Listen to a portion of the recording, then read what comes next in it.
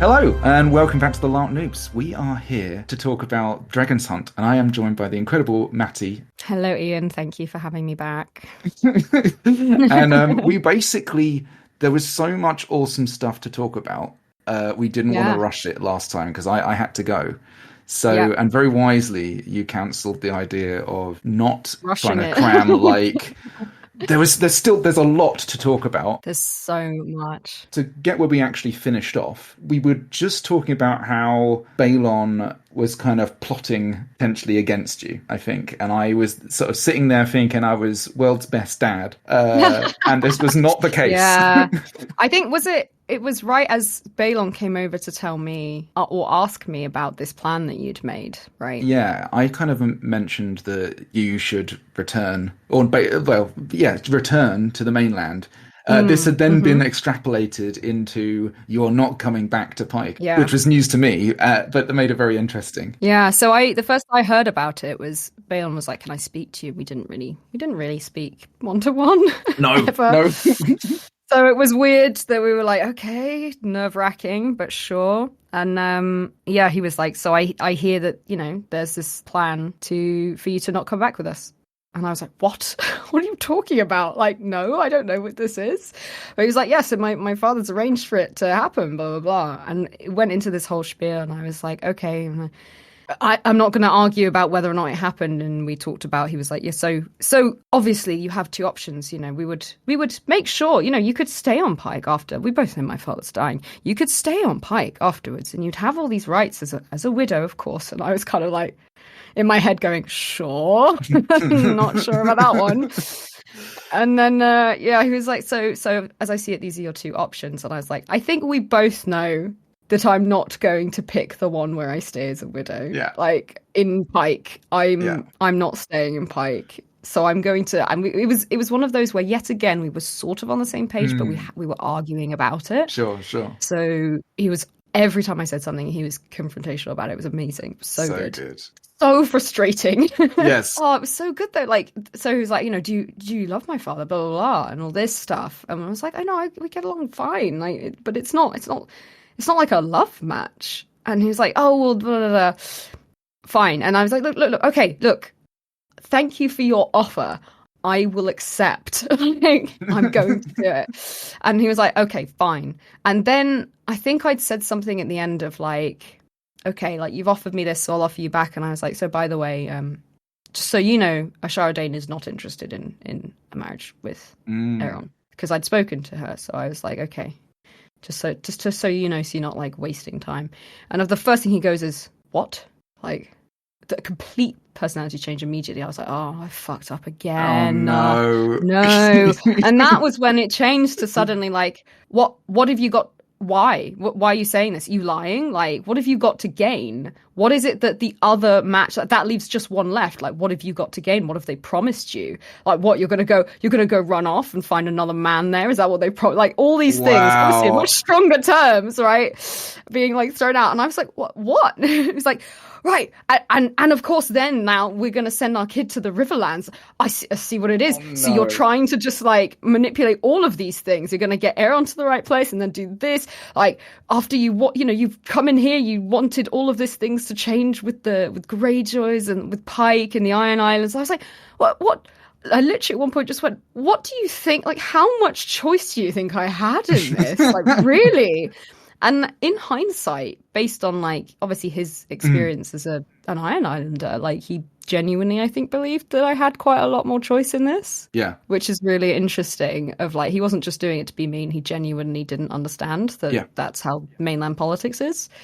And I was, but at the time I was like, no, I have, what are you talking about? Like this is not my thing. I didn't decide to come here and fix you all or whatever. So, I think I ended up storming away from that conversation as well, because that was how a lot of my conversations with Balon ended, was me just going like, I'm going now because I'm scared. Dennis just played Balon so well. Like it was did this literally as you're describing, did this wonderful thing of no matter what you said, found like an argumentative angle to hit it with. Yeah, like everything you said, he was like, but what like it was beautifully angry, Yes. like devil's advocate, kind of like picking at exactly what you're saying until you got yourself so in loops that you were starting to like confirm what he was thinking. Oh, it was beautifully done. It was but really anyway, I was good. like, yes, I'm gonna go now. I want to leave. I don't want to be here anymore. And it was pretty much time for the tournament, I think, at that point. I think everyone started gathering. It was. I mean, like, with a lot of my descriptions, I have to say, from last episode, I'm jumping around in time a lot. Because, like, me sitting there thinking I'm the world's best dad is quite late in the evening after a lot of these events. When did you know, just out of interest, like, and what did you know about everything with, like, Ashara Dane and the different marriage options? Because obviously that wasn't like a huge part of the game I was involved in. Yeah. It was like 90% of my game. Right. Well, I think 25% of it was me getting away. But like a lot of it fairly soon. I think I spoke to her first at the Dawn thing. And then I'm trying to remember now. We went on a walk.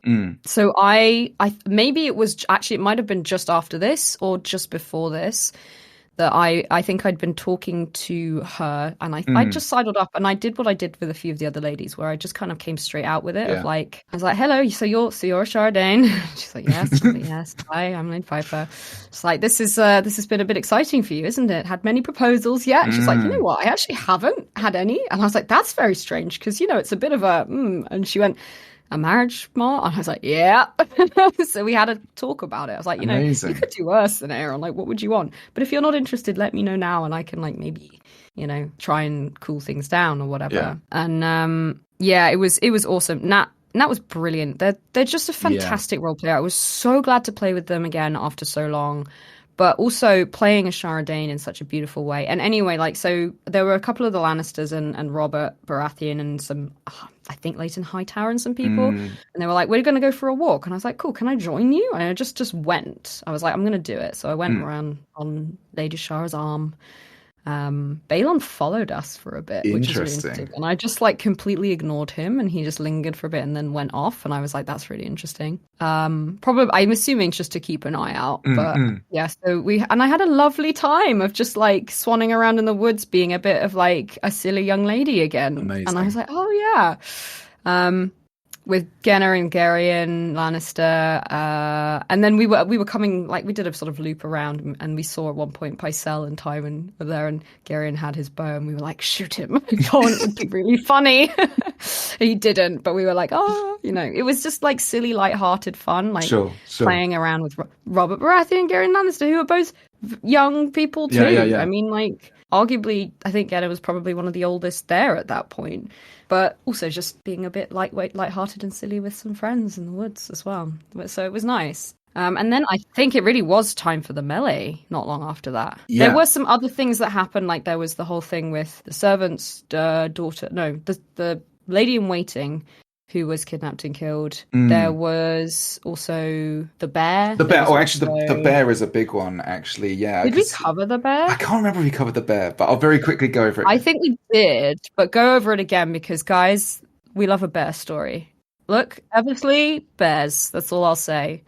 It was the one time that I actually went anywhere that was not Viking, which was very interesting. Play a whole game, literally, because of my character's health. He really was like contained to this one location, and sat down a lot and was walking around, coughing around a lot. Anyway, I thought, I'm going to go and do something. Ian wanted to go and do something, right? So I kind of that's I sort of stumble off after all the heroic characters and come across this bear that's obviously tried to maul one of the ladies. Apparently somebody else had run off. Round to the corner, and there's Aeron just like braining this bear. And the big thing about this was basically the aftermath of it all. We were sitting down back at camp, and I was coughing away into my hanky as normal. And I just had this kind of bit of a bonding session with Aeron. I was like, it wasn't like Robert Baratheon who felled the bear. It wasn't like Ned Stark. It was you, and you're my son kind of thing. And it was like, so we had this whole thing, and that's kind of when I decided, and that's how it links back into the whole thing with like, for all of the kind of political games, I was like, I kind of want him to be able to like have a love match if it's possible. Yeah. And I had this kind of mini questy thing in my head of like, Quellon quite likes the idea that at least one of his sons, by the time he dies, thinks mildly affectionately of him, right? So that's so tragic. Which is like that's really so tragic. Your goal was like, maybe you could kind of smile a little bit at me, which I think I sort of semi-achieved. I got to like levels of like, Dad's okay, like Dad's not great, but Dad's like, he tried, right? It's funny though, because you really had to sacrifice one relationship for the other. Yes. Like, yeah.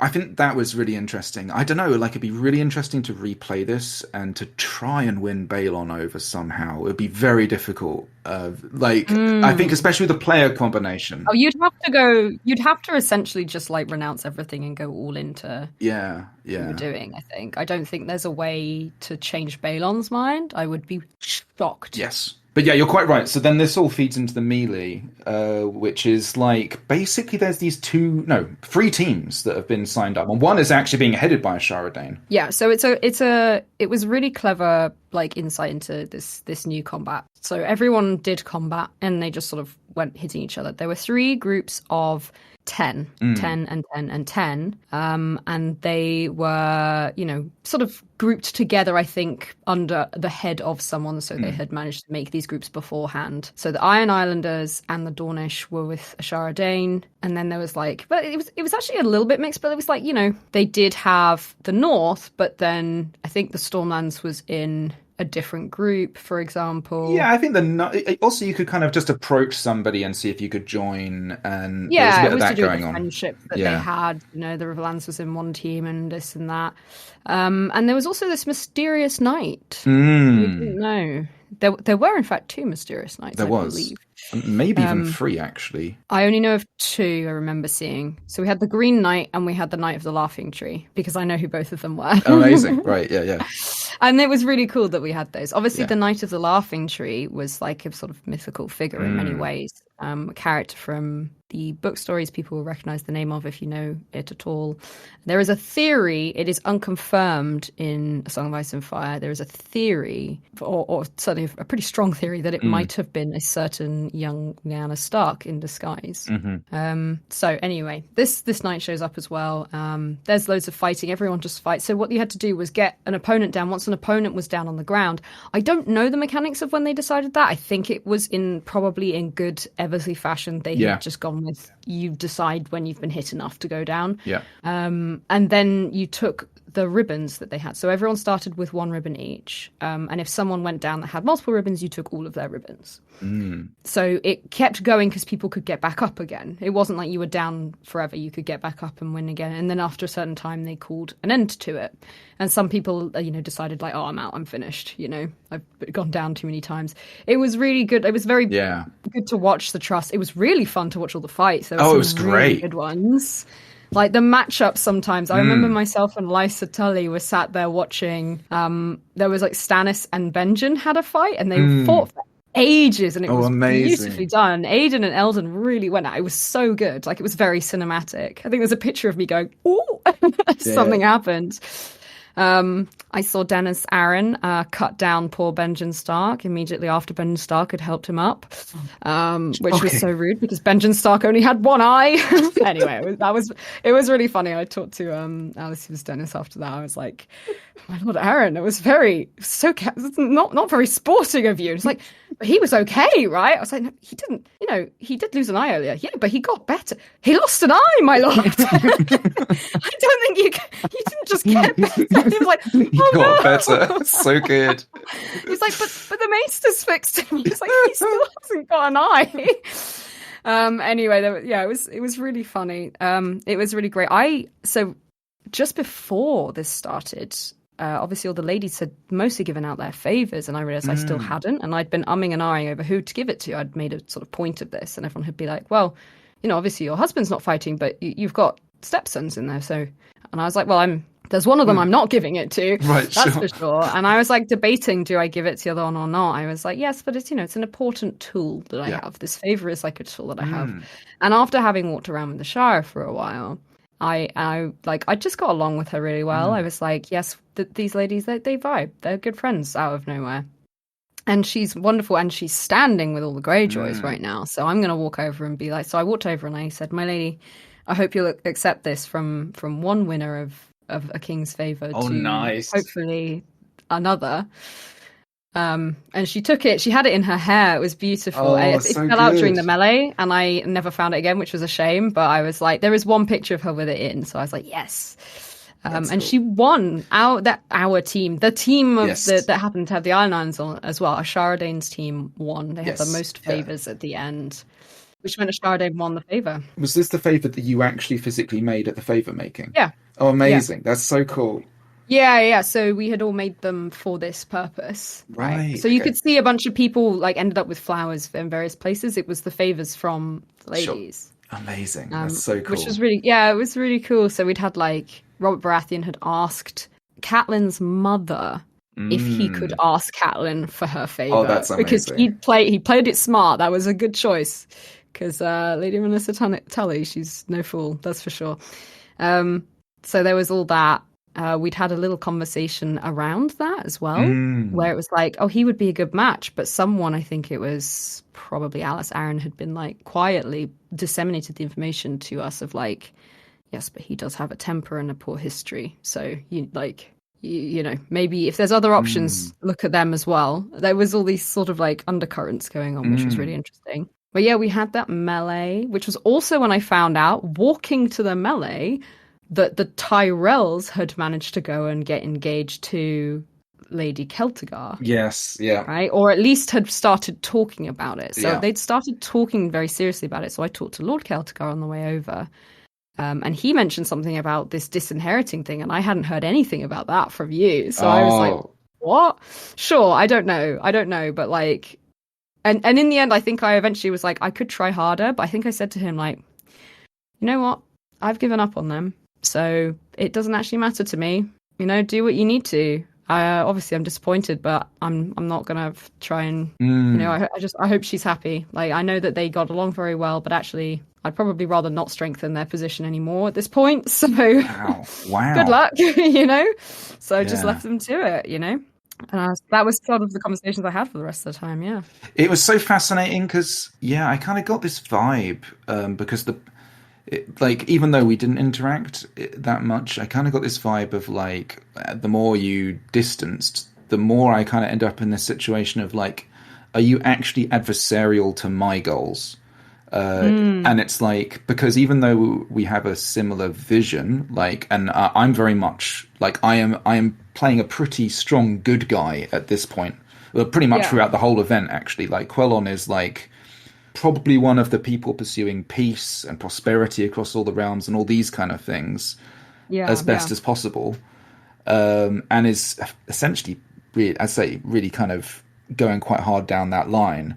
But at the same time, he is still trying to advance the position of his people, right? Even if like his feelings about Balon are very much confused and all that kind of stuff.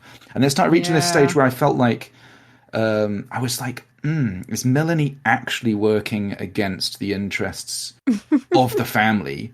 And therefore, I mean, in some ways, yes, you were. And it was like, I think that's totally valid, especially like given your experiences. I think it just led to very like sad Quellon, where he realized that like it was just like, oh no, like, you know, my sons don't like me. I wasn't working against you, but I was certainly passing on a lot of, when people were asking me stuff, I was like, oh no, I'm out of there. I don't want to be there anymore. I'm over this. I'm leaving. I'm getting out. So I mean, very much gave the impression of like, they're not people that you necessarily want. I would think I said to Ashara Dane at one point, it's like, I don't think you should even like, I don't know if it had come back up or something, or if it was earlier. I was like, no, just don't. Like, I would in fact caution against it. I'm very glad that you don't, blah, blah, blah. But I wasn't saying, that was only very like once, really. I think for the most part, it was like, I kind of was like, yeah, that would still be a good match. They got on, but I'm not going to fight you if you've gone other directions, because I don't care. I don't care. I mean, it was interesting as well, because ultimately as well, and I think this was the really interesting part about playing my character, was that if he wasn't going to die, for example, Yeah. like the idea of this guy who just wants peace and is pursuing prosperity and all these kind of things, right? It would be very easy to play off, right? But the reality is he Yeah. is going to die, and when he dies, everything's going to be very like all the transitions are going to happen. And obviously that makes people react in a certain way, right? Because it doesn't really matter in that case what I believe, right? Because I'm not going to be around, right? So it made like that information was getting around pretty fast. It was good. It was fun. It was fun because it was like I mean I was being very obvious about it. But it was so fun to see like going from being in a very strong position. I think I spoke about this last time, but being in a very strong position where I'd kind of got the Master of Fleets and I was aware I had a lot of power. And I just fortunately managed to acquire all the power I kind of needed to cement the positions that I was holding in time for when people were like, but you're going to die. And I was like, but we're going to have peace anyway. But the problem, screw you, I can still do something before I'm gone. Exactly, right? But it was like, it did completely undermine the position of the Greyjoys in terms of like, that idea of like, that vision of that future that I was trying to sell to everybody about what could be was like, everyone was like, yeah, but that's not how it's actually going to be. And it was so sad because I was like, oh no, like I was kind of like, I reached a stage where I was just like almost willingly deluding myself as Quellon. You needed that. I needed, right? I needed to believe that it was like, and I think that is why I leant more on the angle of like having Aeron kind of like me, because I was aware that everything else would ultimately fail probably. Sure. It was so fascinating to play. And playing a sick character was really interesting. I'd never played someone like constantly like thinking about. I think I would find that really difficult. So was it or not? Oh well, actually, why don't we talk? Like we'll debrief just let's do a proper general debrief afterwards. Yeah. If we finish quickly, like we had the melee, we came back in. There was a little bit of a break. Then we had the 2v2s, right? They called it the tournament, the 2v2, the duels. So everyone was paired up. We all had to sit and wait as each pair before they went in had to go in with the maester to do their prayers before the thing. And then they came out, and from my perspective, they went in, they came out, they announced the names, and then they fought until there was one or two left, right? So it was either the pair was left or there was one of that pair left, The pair whose last person was standing both got through to the next round. And it was done that way. Now, what was actually happening was to do with the prowess scores. You mentioned it briefly before. So they went into the hut together, and it was the total prowess score of the duo versus the total prowess score of the other duo.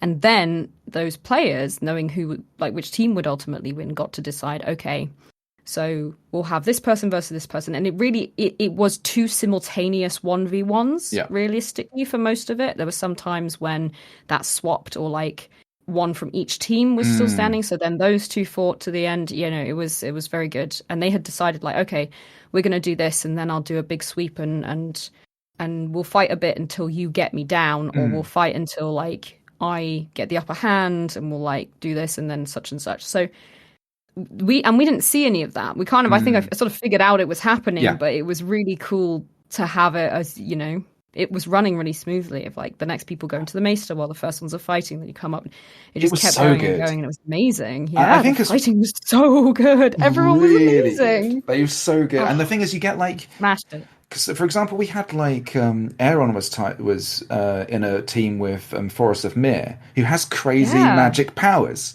Right, and this is another thing. I think we spoke about this briefly in the previous thing. Like, people had powers, which was a whole realm of the game that we weren't part of, right? I know, right? Did not see that coming. And like, so Forrest had a thing where he could like momentarily make his prowess higher, for example.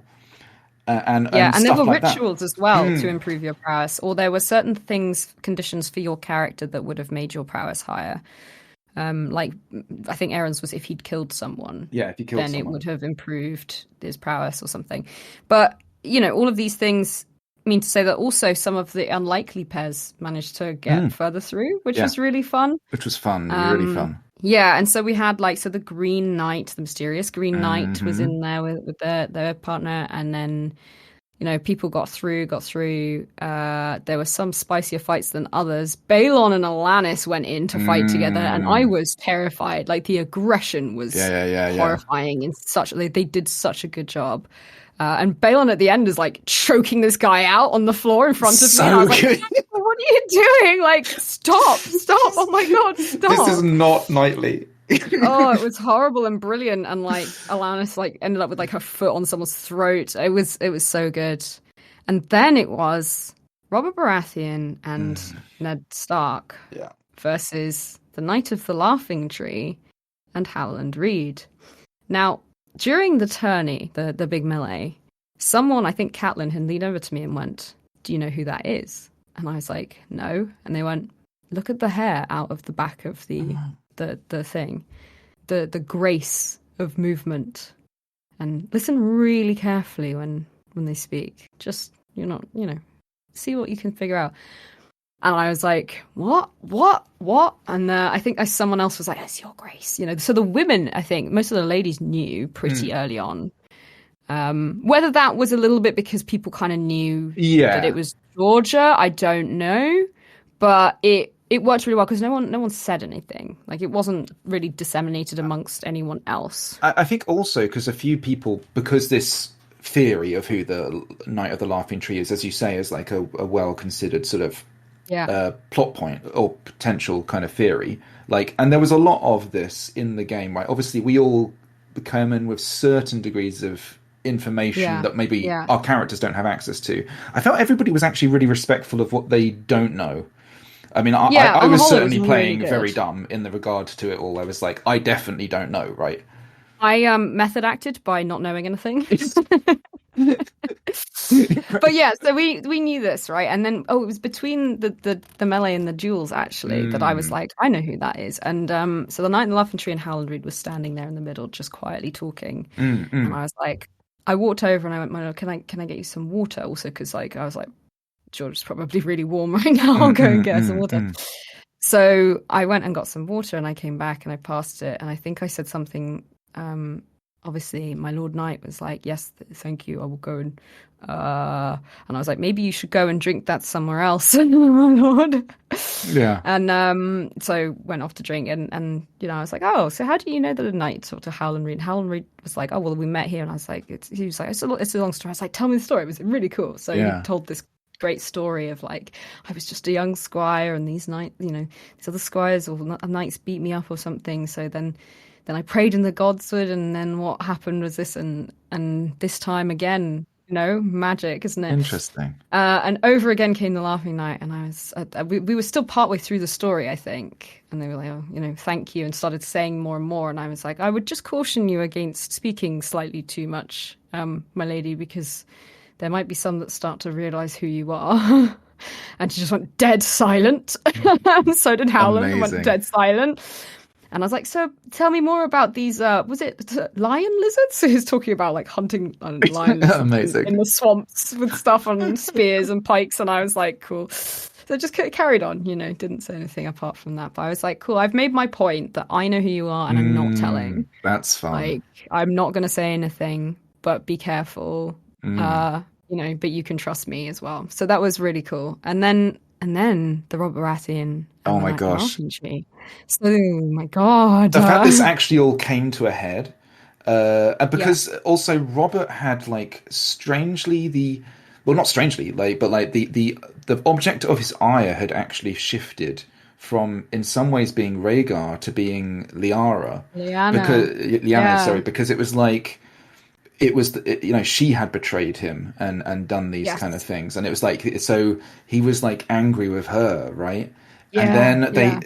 just for, I mean, I don't know if the brackets were set up in any way, but just the fact the brackets happened to work out that they did end up literally facing off against each other was Yeah. incredible. Was peak Yeah. cinema.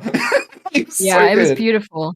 So the other two, Howland and Ned, I think they forfeited. No, they didn't forfeit, but they fought and they were off to the side, I think. I think they fought to each other to a standstill, basically. Yeah, and then I think they ended up stopping to watch probably, or Yeah. one of them.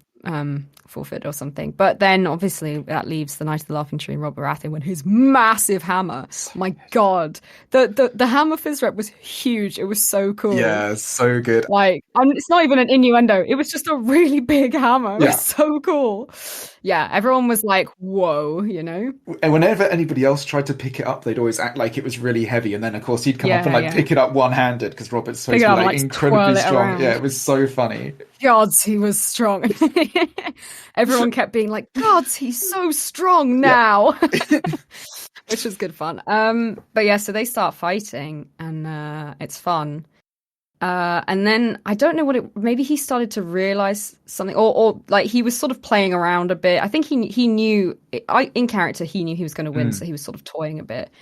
And the Knight of the Laughing Tree starts to get really irritated and is like, "Fight me then, fight me, come on, Robert, fight me." And it's like, and the voice goes back to Lyanna's voice, and he just stopped dead, and everyone was like, "Oh!" And so she dramatic. unclips and pulls off the helmet, and we're like, "Oh!" It was amazing. amazing. Half the ladies like, "Yeah, we knew that, but like, it's still dramatic anyway, you know." And she's like, "Fight me, won't you fight me?" And it was like a whole thing. And he's like, "I don't know what to do. I don't." We were like, you know, some of the ladies are like half in tears. And I was like, "Why are you?" They're all like, "No, she can't. She can't." I was like, "No, let her do what she needs to do," not knowing the thing that we were about to find out. So but in the end, I think he was like, "What do I do?" I don't know who he asked, but we were all like, "Yeah, fight, fight, fight." So they start fighting, and he has the hammer, and he gets really emotional. He's like whacking and whacking, and he's pulling the blows. It's still a massive hammer. Yeah, like it's obviously foam, but it's got a good weight. And behind she's it. selling the hits really well with these shield blocks and getting constantly beaten down and stuff. She wasn't shield blocking, no. So it was hitting her. It was missing most of it, but when it did hit anything, because of how like the surface area of the side of the hammer, it would like make this extra loud sound because of like just the air being slapped out of the space. It was like whack, whack. And he got to this point where he got so like over like emotional that he was just going whack, whack, whack, and like straight into the chest, into the stomach, And of course, then one of the ladies jumps up, and a whole bunch of the others do too, and go, "Stop! She's pregnant! You have to stop!" And everyone's like crazy, losing our minds with like, "What? Oh my God!" And Robert like drops the hammer and goes white as a sheet. Lyanna's like letting people help her and hurry her away. Rhaegal's like, "What?" Everyone's, oh my God, what a moment. It was crazy.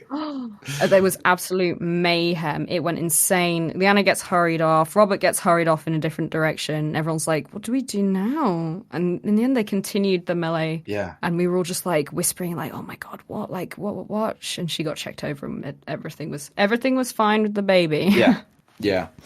FYI. So because I think Robert and Ned and Caitlin, actually, the three of them basically all left that situation. And, Caitlin did the same thing of like, I'm going to pull them both by their ears and make them talk to each other. Yeah, and basically pulled them aside, and they just so happened to sort of be heading for the Greyjoy awning. So it was like, okay, sit out there, and I sort of set up a chair outside it and was just sort of sitting there. So I missed the rest of the fights that were going on, and I think one of the Kingsguard was there as well. I think maybe Sir Barristan, I can't remember now. But yeah, it was just really good. It was really good. It was just like super intense conversation happening behind me. And it was just really, the Greyjoy awning ended up being like a little bit of a weird, like, peacemaking spot. It was a meeting place. Yeah. I sort of don't think it should have been the Greyjoy awning in many ways. I think it was just it should have just been the lean-to that it was. Yeah. Like, we had enough space that we needed. Oh, that was awesome for me. Just for me, but it was amazing. It was cool thematically. I think logistically, I would do it slightly different, but you know, fuck it, it was awesome. I loved it. I was having a little power trip. Yeah, it was cool. And then, so they finished the fights, and the original thought was that this trial of the Seven with Jon Connington and Rob Baratheon would be straight after the duels, because we were all already arranged and everyone was in things. But with all this, it was like really clear that it was going to be pushed back a bit. And it wasn't actually that long until dinner time at that point. So, I mean, I'm going to brush past it. There was other things that happened in between times. There were other conversations. Lysa and Benjen got engaged, I think, or maybe that was happened so sweet. Yeah. Sunday morning, maybe. Yes. Oh no, it was Sunday morning because Saturday the Night's Watch came for him, and he had to, we were all like, is he going to say he goes? Though he's promised to get engaged to Lysa or something, so they can't take him. That there was, of course, there was a lot of things going on. And then it was dinner time. I spoke to Rhaegar. That's what happened. Ooh, what did you speak to Rhaegar about? I did. Well, I had my favour, and I had a thought. So one of the things Lady Ashara and I had spoken about was that she was in the running for Mistress of Whispers, which wasn't something I'd actually heard of. So I was like, that's interesting. That would be a really cool thing to do. I don't want to take it from Lady Ashara, of course. That's like her thing. But I was like, that's interesting. So I had gone to Rhaegar and been like, my lord, I've got my favour to use. He was like, yes, and I'd like to ask you to eat at the high table tonight. And I was like, oh my God, okay, great, cool, fun. And also I was like, these are the things I'm considering because of my position right now. And he was like, I think, I don't know about the Whispers, but of course, like, I'm sure either of the queens would be more than happy to have you as a lady in waiting, which was what I'd asked for. Can I ask to join the royal household as a way of getting the fuck out? It was such a good move, dude. It was such a good move. Yeah, it made... I mean, in the end, I had so many options that, like, arguably I could have picked many of them, but it was a really cool one that I think allowed me to combine a lot of the things together that I wanted to do. It hit an awesome theme as well of, like, it's something that you earned, right? Like, you did it. Like Melanie literally won her own out of the situation. I think it was fantastic. Yeah. It was just awesome, like, just as a story. Yeah, I mean, all of the ways out, arguably, were really cool thematically, that, like, they'd come from the relationships that I'd built, and arguably they'd come from the women that I'd had connections with, I see, who had offered these things. Like, they were exclusively really from the women, which was awesome as well. But yeah, we had that. Then it was dinner. Dinner was incredible. The food was so good. So Johnny's background, or certainly the origin of Feast Your Eyes, if anyone doesn't know this, is actually as a catering company. Hence Feast Your Eyes. Yeah. But they, don't do that. They're just more LARP now, obviously. Yeah. But he was in his element. The menu was incredible. Good. The food was amazing. The suckling pig had been roasted since, like, the night before. It's like 12 hours. They had teams working on it. It was so good. Yeah. And we sat down. So there wasn't actually space at the high table, we found out, first of all, which was really funny because we, Ashara and I were like, hi. And they're like, you'll have to sit somewhere else. Sorry. And we're like, that's fine. That's cool. But they put us in the very next table, which is at the top of the small council table. Yeah. Small council and others. I think, like, not all the small council were there. Yeah, I wasn't able to fit on. Yeah, there was Celtigar, but Peter Baelish wasn't in the small council, right? No, but because he was on the table too, but, like, it wasn't specifically designated. Yeah. But it was where a bunch of them had sat. So there was Ashara, myself, there was Celtigar, there was Maester Marwyn, who at that point was High Maester, right? Or Grand Maester had been made Grand Maester. I didn't realize at this point. We had Thoros of me, and then we had Peter Baelish. And look, I know Jacob, who played Celtigar pretty well. Sure. I didn't know any of the others really. I mean, I knew Nat. Obviously, I know them very well, but I didn't know Henry or the other two whose names I don't know at all. I just didn't know them. I kind of know of Henry. We've got mutual friends, but it was who played Mr. Marwyn, and we just had a lovely time. You know, it was dinner, so there was an element like of, okay, we're not in high RP right now. This isn't peak moment for us. We're enjoying our food. There was a lot of silliness, of lovely, like, just lovely, lighthearted silliness. While enjoying really good food, and also having some good, like, icy conversations. Like, someone mentioned prophecy, and Marwan went, "Don't mention prophecy near Thoros," and Thoros immediately was like, "I have a prophecy that I'm going to drink all the wine." So we were like, "Quick, drink any wine, and the prophecy is no longer true."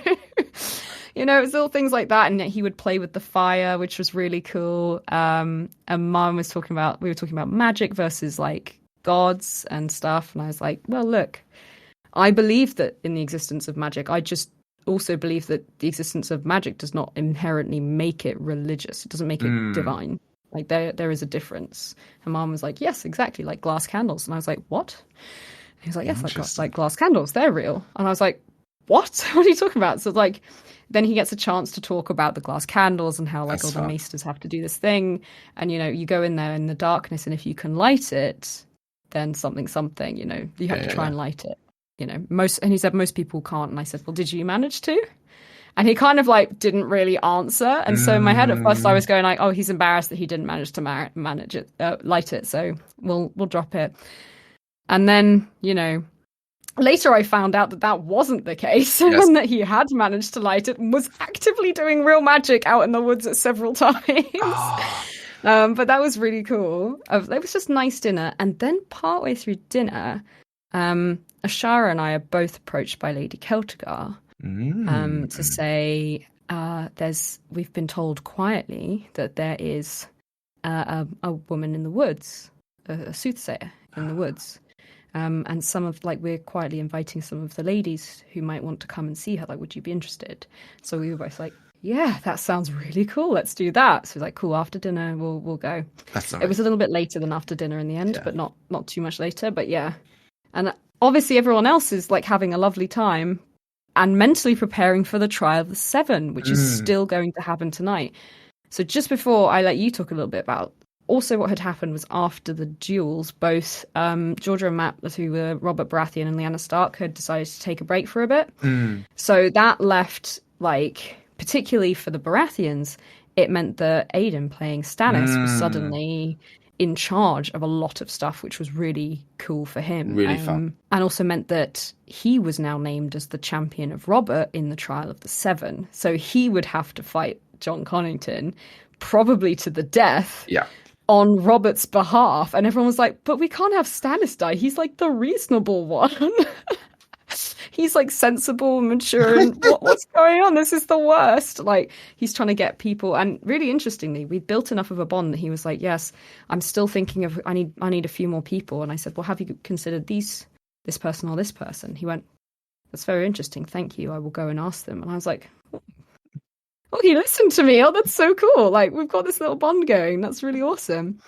So yeah, that was really cool. And then after, I'll go into Soothsayer after that. But how did you have anything at dinner, or did you just chill out? Dinner was really nice. Yeah, it was lovely. Actually, this was a really nice moment to like bond with Roderick, who I kind of haven't spoken about him much, but just. Like, he's like my best mate. He's obviously, like you, aware from the beginning that I'm dying. And we have this kind of bond. He's the first person I told about my plan to disinherit Balon, because I needed him to be on board before anybody. Because, like, Alanis is his sister, right? So it's like, that would be... Yeah. Like, I needed to make sure that's not going to fuck things up. But, like, getting him on side with that plan was really great. But, like, the other thing is his character, he's Roderick the Reader. Like, he has, like, this library of all this stuff. So I was, like, I was sort of sitting with some of the folks who are from Old Town and stuff like that, which is where there's the big library there. And basically because I couldn't get on the table that you guys were on, because I think I just came a bit later. Yeah. And so I was on the next table along from you guys, basically. And it was just really fun, because all of a sudden I could be, like... At this point in time, I was doing like loose politicking, but a lot of my stuff was under control. Too heavy. Yeah, I think everyone had sort of silently agreed to have a little bit of a break over dinner as well. Yeah, like it felt right. It was nice, and I was super hungry at that point as well. I do a terrible job of looking after myself sometimes, so it's nice to actually sort of eat some proper good food. It was nice that it was structured around the meal times, because everyone really made sure they ate and also had that downtime physically and like emotionally. So it was really nice. It was really good. And the food was fantastic. But no, it was just really nice just to be like, talk to my friend Roderick here. He's got a really interesting book collection, as do you. And we were like. Again, because I'm thinking about like setting up connections, setting up things, and then I forget the guy's name at the Hightower. Leighton? Yeah, I think. I'm terrible. Leighton was the head of the house. Gerald Hightower was the one in the King's Guard. No, it was the... I think it was Leighton. Yeah, I think it was Leighton, yeah. And he was talking about this thing he'd been reading, which was essentially alluding to the White Walkers. and all of this kind of cool. stuff, and all of the lore concerning them. And he was like, "Oh, there's this thing that's eluding me that's inside the library," and I was like, Library exchange. librarian in me was being like, let's set up some kind of like scholarly exchange. Maybe we can turn the Greyjoy fleet into some kind of like like you get those buses with libraries on. Why don't we have ships with libraries on? My God, your librarian self just took over. I was just like, yeah, why don't you and basically set up like a little play date where they could they'd come over and basically scribe down all the stuff in the library and do like a proper exchange. It was just really fun because it was just like we all kind of knew loosely what we were talking around, but we would like not try to game it too much while enjoying the RP and the fun of let's explore this alternate reality of what if actually all of the people who did have lore did happen to meet up in a place and actually share the information they had. What would that mean? And it was fun because then Maester Marwyn came along later. But it also meant Roderick got involved in that part as well, which also meant that everyone felt like they had like their characters had plot that would happen next, kind of thing. Exactly, which is really fun. Exactly. I think that was really good fun. So it was kind of silly fun, but at the same time, it had this kind of like there was like a political angle to it as well, because like again, it was also selling this idea of a different vision of what the Iron Islanders could be. Like maybe we can be like setting up sort of more of this idea of securing trade, securing prosperity, almost like being like a transmissionary route for information to travel, right? Yeah. And stuff like that, and trying to settle these kind of different visions. I can hear Balon now. You've made us messenger boats. I know. Like they're not messenger boats. But like, so that was just really fun. It was just a lovely meal. I just remember the one interaction with you I remember, which actually sticks out, was I think one of the religious figures. And again, terrible of the names. Yes. It was the High Septon. Yeah, the High Septon came round and was the Septon that had come round, and was basically like Rhaegar's marriage is a big problem, his second marriage. Yeah. And I'd heard this thing about Targaryen exceptionalism, and I was going pretty hard down the route of like, listen here, don't fuck this up. Right, don't you try and turn the small folk into some kind of rebellion. Yeah, it was a threat. It was basically saying, right, all the Lords Paramount need to vote what to do about this marriage, because it's bad in this way. Yeah. Like if it's annulled, then it's okay. But if it's not annulled, then it means this or whatever. It was a whole thing around they need to have a unanimous vote. And you came over to tell me about this. And I was like, you can't do that. Well, the thing is, you were... I knew I didn't really have the bandwidth or route or even connections to deal with it. And so I didn't really... It was not a kind of an arena in which I'd really operated. Also, Quellon, as much as he's kind of, like married in a septon and that kind of and all that kind of stuff, is an Iron Islander, right? This isn't his religion, really. So it was like, you are the person who to be consulted about this. Who knows some stuff about this. And I was like, Melanie, this thing's happened. Help.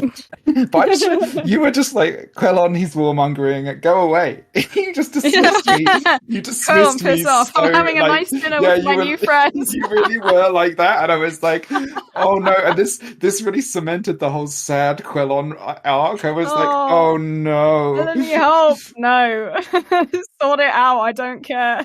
I was like, but oh man. So it was great. No, it was really good fun. I loved that though, because it did it hit that side of the arc where I was just like, oh, okay, right, like I really am like, for all of his success in this arena, because I was at this point quite successful in so many other ways. It was like apart. His personal life and his like all of his idea of personal happiness is lost, is gone, and really he can't see a way of getting it back. So it was like it just cemented all of the eggs were in the Aeron basket, basically. It was just a really interesting, because I'd lost you, I'd lost Balon, and the rest of the Islanders, really, like even Roderick. It was like we could talk in certain terms, but it was just like he was walking around a lot more with them than me, so I was very alone because of your hint. But it was like, I think it's one of those where if you'd wanted to, you absolutely could have like pushed the issue, but because of the relationship that had built up and everything, like it just was the way it was. It just went that way. I you know? really It liked just it, went that actually. way. That I also really Yeah. liked the fact that you had this kind of power over me. Yeah. That you could just dismiss me. You're the only person I ever could just be like, quite on, like go, like no. It wasn't even that I ever said that. I think it was always just the tone. Yeah. The very brusque of like, Yeah. just don't worry about it. Go and do this thing. Just go and do that. Go and do that. Yeah, you just gave me instructions and Yes, basically every dispatched time. me. It was very interesting. But yes, that was most of my night until we get to the Duel of the Seven. Yeah, the Trial of the Seven. Yeah, I know. So we waited around. There were a few of the ladies. It was sort of invite only. There were reasons for that. At OC, logistics wise. Yeah. It was to do with backgrounds of people and things, information that would need to be imparted. But so we eventually gathered together, and it was all gone. We wandered off into the darkness to go and find this, soothsayer in the woods. And Cersei spent a long time, like in the build up, talking about how ridiculous it was and how they're all liars. Do you think it's the same one? Like maybe it's the same one. She's a liar. She doesn't tell the truth. Why? Well, last time she told me blah. And there was this thing about like, oh, and there was this other girl with us. What happened to her? Well, she fell in a well. It was really sad. We were like, So we all know that she killed that girl, right? And we all agree that we were like, yeah, we all agree. There were a few little things like, "What? Why don't you believe it?" And Jane was like scared, and everyone else was like, "Oh, is it real? Is it not?" We were sort of all dancing around the point. So we walk off into darkness. We walked for quite some time, and it was wonderful. It was really nice. I love a walk in the woods, in the dark. I just do. I really like that. No, it's really cool. A safe walk in the woods in the dark, where you know that the only people around you are like your friends. It's lovely. Oh, yeah, really cool. So I was walking at the front with Lady Celtigar, and at one point she went. And I was like, what? She's like, oh, sorry, I spooked myself. We're just laughing for a bit. And we were walking. And then I could see a little flicker way down and I was like, I can hear something. I was like, shh, so we walk up and there's this singing in the distance. I was like, oh my goodness. And we walk up and there's this woman, she's singing. And I got quite close because I actually couldn't quite tell with the lights. It was weird. I couldn't tell how close I was until I was suddenly there. And I was like, oh, it's just like, I don't know how to approach a soothsayer. Like, I don't know what to say. And she started speaking to us and was like, invited someone up. She invited Ashara up and I was too close. In the end, I was like, oh, I should move away. This isn't for me. But I heard a bunch of the stuff and Ashara was like really panicked of like, how could she know? How could she know? How could she know? And one of the things Ashara had told me in confidence earlier was, I have these dreams. Like, I'm a dreamer. I see things sometimes. And I was like, wow, that's interesting. And so she was like, yeah, how did she know that I do this? Blah, blah, blah. And we talked. And then, a bunch of people went up. Like, Cersei went up or I think I was one of the next ones or something. The Queen Mother went up and she was talking about some people and there was all sorts of things like, how can you know those names? Blah, blah, blah. I went up and she was, everyone had these depressing things. And then I went up and she was like, do you like you really like the dawn? The dawn, it's beautiful, isn't it? She was talking about the dawn of the day. And I was like, yes, I do. She goes, oh, such a shame that you're never going to see another one. And I was like, oh, what? And she was basically just in beautiful poetic terms said, you're not surviving tonight. They want to kill you. They don't want you there. They want you dead. They actively want you gone. Like, you're dying. And I was like, oh shit. Oh no. Like, in character I was like, oh dear, like that's bad. That's really bad. Out of character I had known because I had been approached by Dennis and Alanis earlier in the afternoon where they'd said like, oh, see, we have a plan for something. This is kind of how it would go down if we're going to do it. Which I have mixed feelings about. I don't know if I've managed to talk to them about it that much, but I've definitely said this before to other people. I'm not a big fan of OC planning stuff like that. I mean, I think for them it was good that it was planned. I'm really grateful. But as the sort of recipient, my choice would always be to kind of, the less I know, the better. Because then I don't have to manufacture getting into or out of that situation. Like, it becomes a bit more real. Only, like, knowing what was going to happen as well, I was kind of like, yeah, I know, like, I don't know how to make it more clear. Maybe that's something that I need to learn, how to make it more clear that I have, like, the boundaries I have for a reason. And I'm not just being like, yeah, do whatever you want. Like, Like, I know this because of experience. I'm not just saying do whatever you want, like yeah, go crazy. Yeah. So, but that's something that comes through just playing a lot, I guess. And I think for them, it was important for them to feel like they told me the details. Yeah. I think there's also two sides to every situation, isn't there? I don't begrudge them for doing it at all. Like, obviously, that it's my preference versus their preference, and overall, their preference was better for everyone.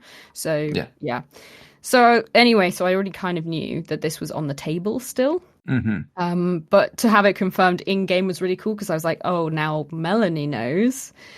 And look, Melanie's not surprised to hear this, so I'm going to believe it 100%. Right? It's not a shock. Ashara, who I trust a lot, has been so shaken by what she heard that it must be true.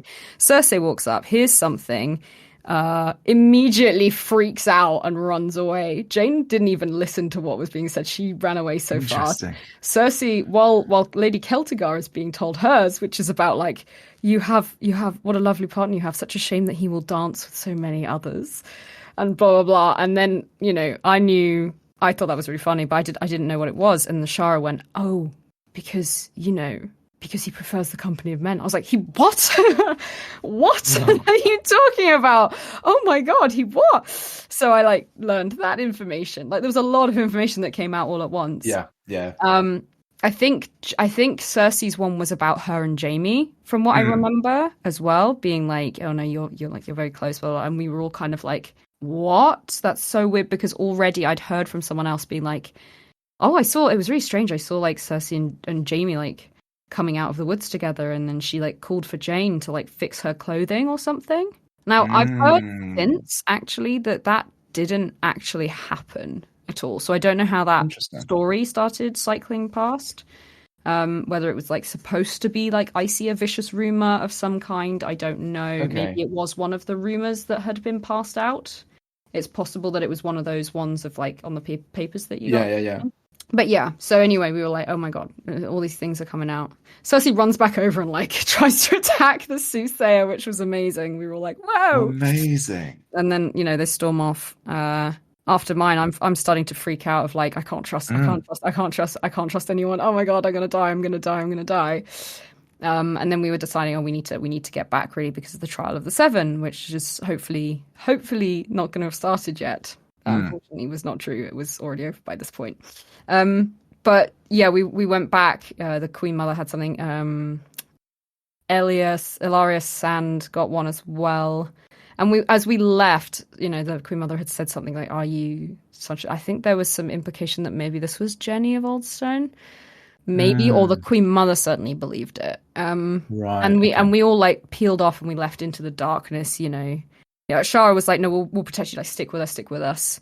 We'll protect you." Alara was the same. Like, we'll look after you. We'll make sure you're okay. We won't let them hurt you, etc., etc. So I was like, cool. So that bond grew a lot.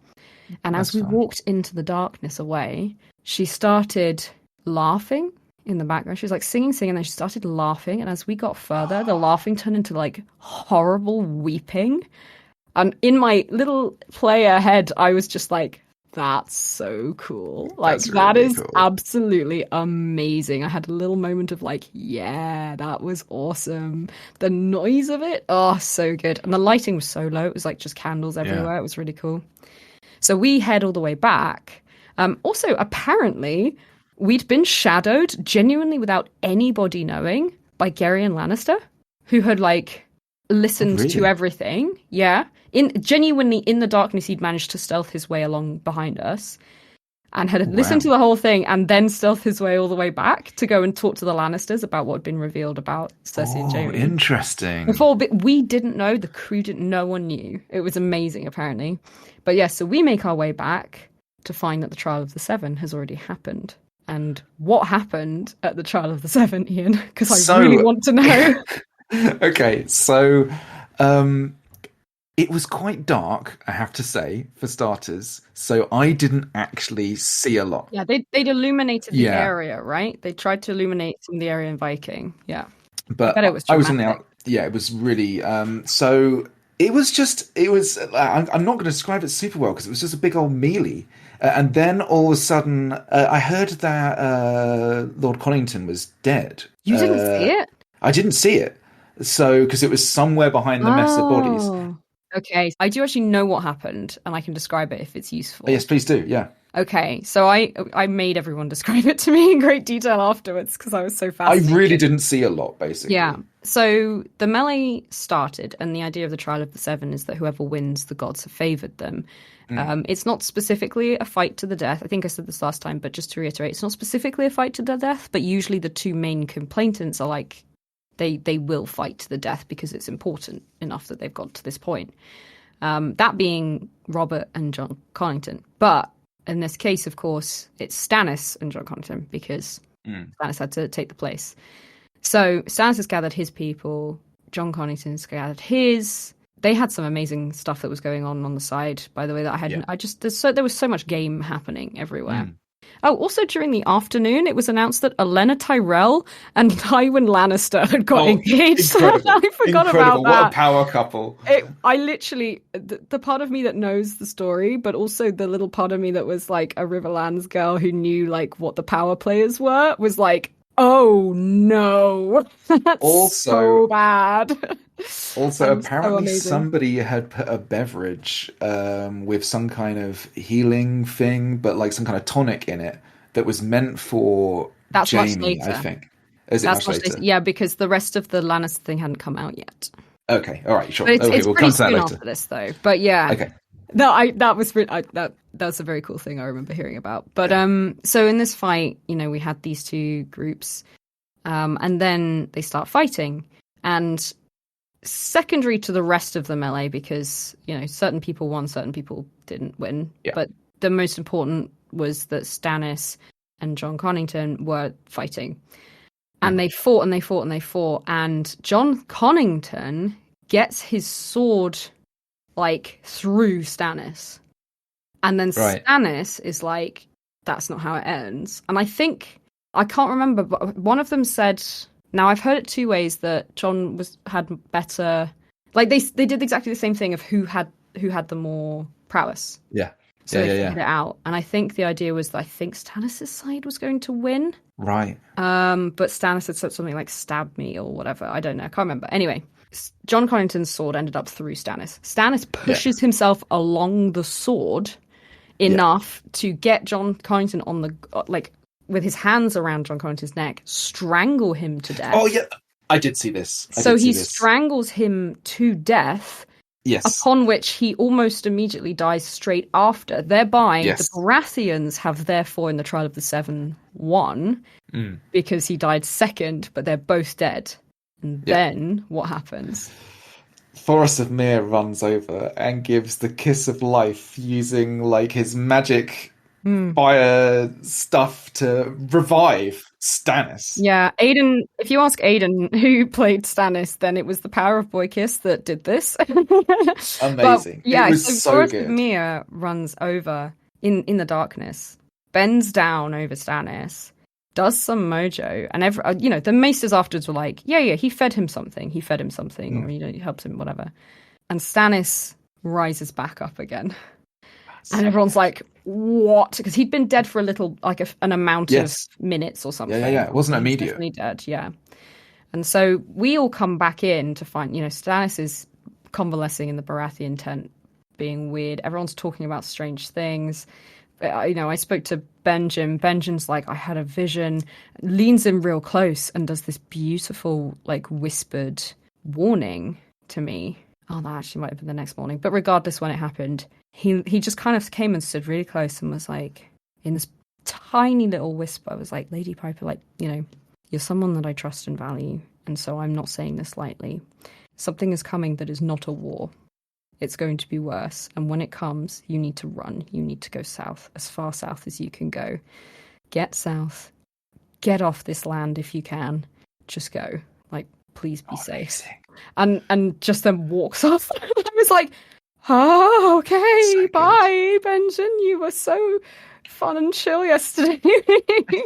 And now it's like, it turns out he's been like walking into stuff all afternoon, having weird dreams. But anyway, that was cool. Amazing. So I wanted to talk to Stannis because we had this friendship, and also, there were all sorts of things happening. I immediately made sure to tell as many people as possible that I was in danger. And like I tried to stick to Ashara, but Shara got dragged away doing something else. And then I went over to the Baratheons and I was like, I'm in the open. If they try and kill me here, more fool them. So I didn't know anything. You had no idea. I did not tell you. I did not tell you. Found out from Stannis that he definitely had not come back right. He was also adamant that he hadn't come back from the dead at this point, but that changed later in the afternoon. Yeah. But I think it was then that it was time to vote. Yes, I think literally not long after then we all went to vote. Yeah, it was the deadline to go and do the indicative vote thing that we talked about last episode. I'm not going to re-explain it. The only thing that is relevant is that you put down your name, like things you might have power over, any promises of coin, any armies, etc. And what did you find out, Ian? I found out that indeed I had the most votes of any individual, which was crazy. I was getting inklings that I'd done quite well on that front. But it was super cool. The other really fun thing was I had like a promise of coin. And like a lot of the High Lords did. But I hadn't had to spend it basically.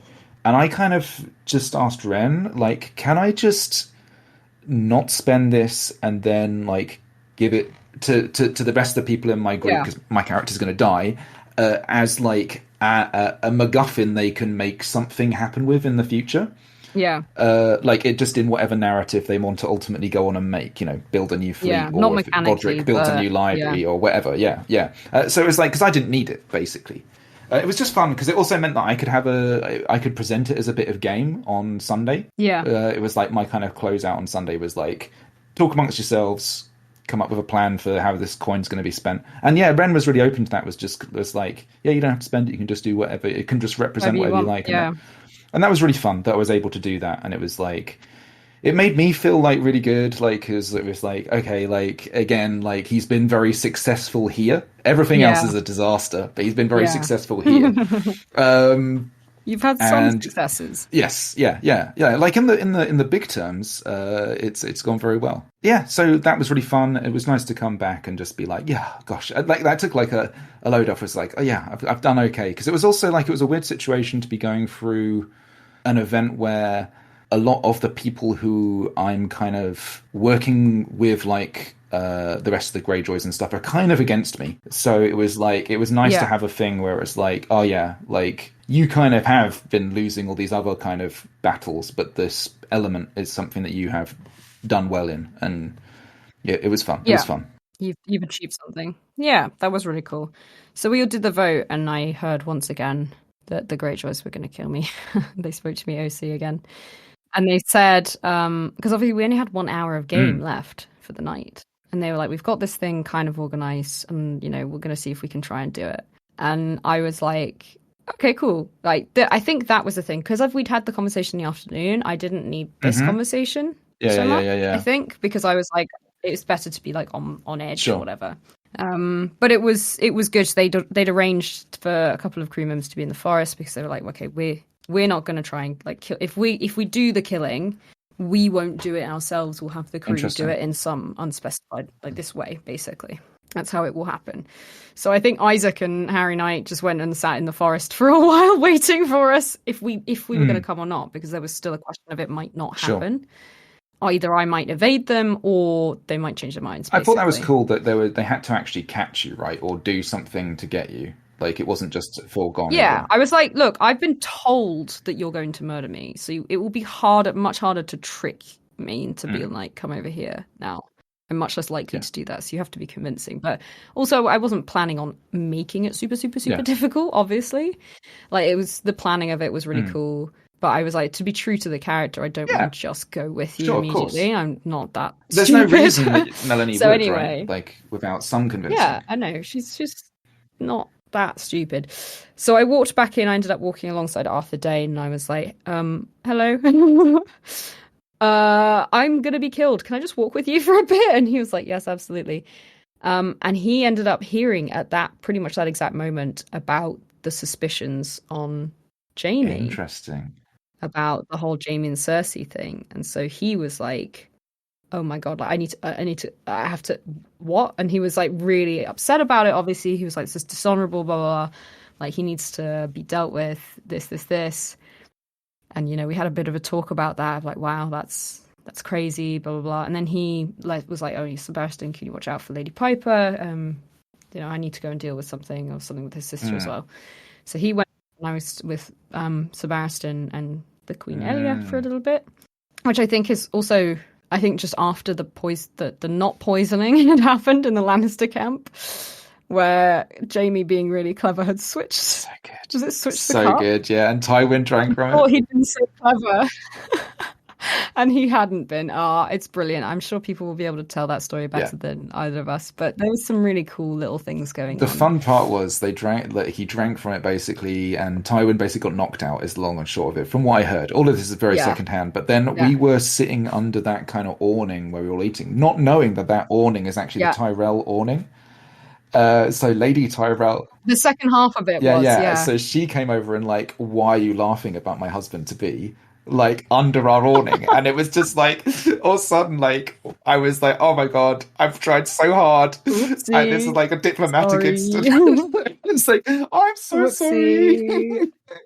No, it was really cool. And there were so many things. I also remember during dinner that I was sat, and obviously I could see, every now and then I would look up and see Olenna and Tywin like slightly off to the side talking about stuff, and then one of them would come up to the high table, and then the other one would come up to the high table, and they were talking about trying to get Walder Frey not being executed the next day because of after his trial, which I think we talked about last time. Obviously, the decision had been that the Lord Paramount of the Riverlands would execute him in the morning.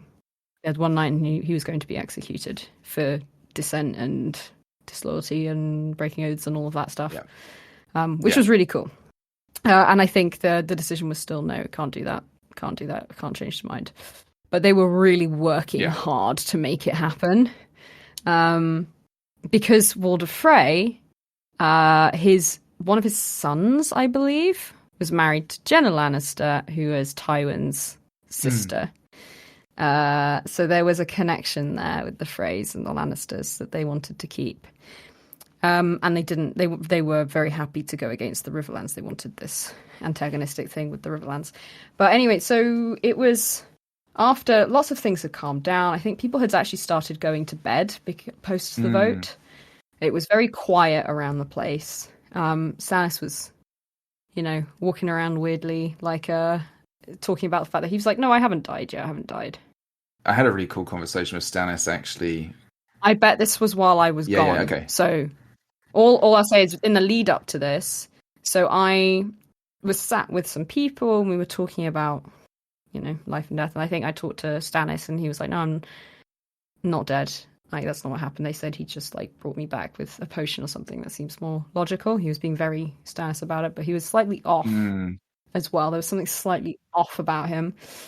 And then Balon and Lannis come over and they start like circling around me until Balon sits next to me. And I was like, oh no. I was like so nervous. I was like, oh god, oh my god, okay, oh my god. Okay. Like there was someone with me, maybe it was Ilaria, I can't remember. Because I'd said like, I'm in danger from these people, blah, blah, blah. I think maybe I'd told Roderick as well at this point. I think I had told him, and he'd been sitting with me. Of like, I was told that I was going to die, like that they're planning on killing me, blah blah blah. But anyway, so I sat there, and they were talking to me, and we talked for a bit, and we sat there, and Ben was very friendly for a bit. And I just ended up being like, a few very friendly questions. I just ended up blurting out being like, I just can't understand why. Like, I can't figure it out. And I had this like word vomit of like, I'm just trying to leave. And I just don't understand what I've done to deserve, I want to leave. He was like, what are you talking about, my lady Pipe? In that way that he had of like, what are you possibly upset about? Like, it was so good. And I was like, nothing, I guess. I'm trying to leave. Like, I'm going to use my favor and I'm going to go to court and get away. Like, please just let me leave. And it just kind of went. And he was like, and so convincingly that I genuinely thought it's not going to happen anymore, was like, look, we like talked about the stars and was saying like, oh, can you see the stars? I can't really see the stars. Oh, well, maybe you need a change of position, to see the stars better. And I was like thinking like, wow, that's a really roundabout way of saying come out into the darkness, but okay. But then slightly afterwards, he was like, maybe I've had a bit of a, maybe I'm seeing things differently. I was like, maybe you've had a change of position. I was like, hopefully that means I've convinced you somehow. I don't know, I guess. He's like, why don't we go out into the forest? Like there's a river nearby. It runs with salt water, which is obviously, important to us. And I would like to swear an oath with you with the salt water that, that's how it is. And I was like, oh, thank God, okay. But I was also like, but I was also like, that's enough for me. I think I'm convinced enough. It seems on an OC now, I was like, I don't think it's going to happen now, but I think there will be a cool scene anyway. So let's go and do it. That sounds awesome. So I said to Roderick that we're going. He's like, do you want me to come with you? I was like, yes, please. Like, okay, I'm going to get my sword. I was like, yes, please. So Rand grabbed his sword. And then as we were waiting, again, this is another one where I'm like, in hindsight, like, I don't know if they'll listen to this. If they do, it was amazing. I would not ask you to do anything differently apart from maybe tell me less. Because we were stood there, and of course at this point, OC, I'm not entirely sure if it's going to be murder or not, and that's kind of that's a cool position to be in. Like, and then I did hear, so I was like, I was like, oh yeah, no, I'm fully lying about everything. Like, it's going to be really fun. Like, we're going to do it, and I was like, oh, okay. Like, I get it's exciting and it's good for you to clearly you need to tell me that, so that's fair enough. But also, I was like, oh, now I know. That kind of sucks. But okay, we'll go and we'll make a cool scene out of it anyway. It's just, and it's good acting. I can still work through it. It's just not as immersive in the same way. But oh my God, it was so cool. So we walk into the forest with Roderick, and we're sort of still talking. Oh, there's the stars, blah, blah, blah. Let's just walk a little way in. We find, oh, there's voices down there. Oh, it's two of the sailors from Alanis' ship.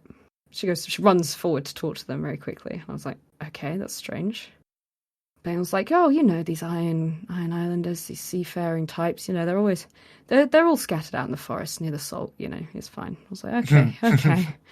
And we walk forward and we go, and then we were like, okay, they talked for a while, and then we're like, we're not gonna do it. And I was like, we're not gonna do what? It's like, no, don't worry about it. And sends off the sailors. In the end, I think Isaac stayed with us and Harry went back. And so we walked into the forest a little way, and Valen's like, okay, this is like far enough. So we found a log, and two of us sit down on the log, and Alanis and Roderick are nearby with the crew member, and they're talking for a bit. And this is the bit where I was just like, it is like the memory. It's the biggest memory. We were just sat in the dark on a log. We had a little lantern that Balon had hooked on top of his axe, which I hadn't really registered that he'd brought with him. It was like kind of just a walking stick to me in the dark. I didn't really realize for ages. And he just sits down and goes, we were going to kill you. And I just went dead still of like, oh shit.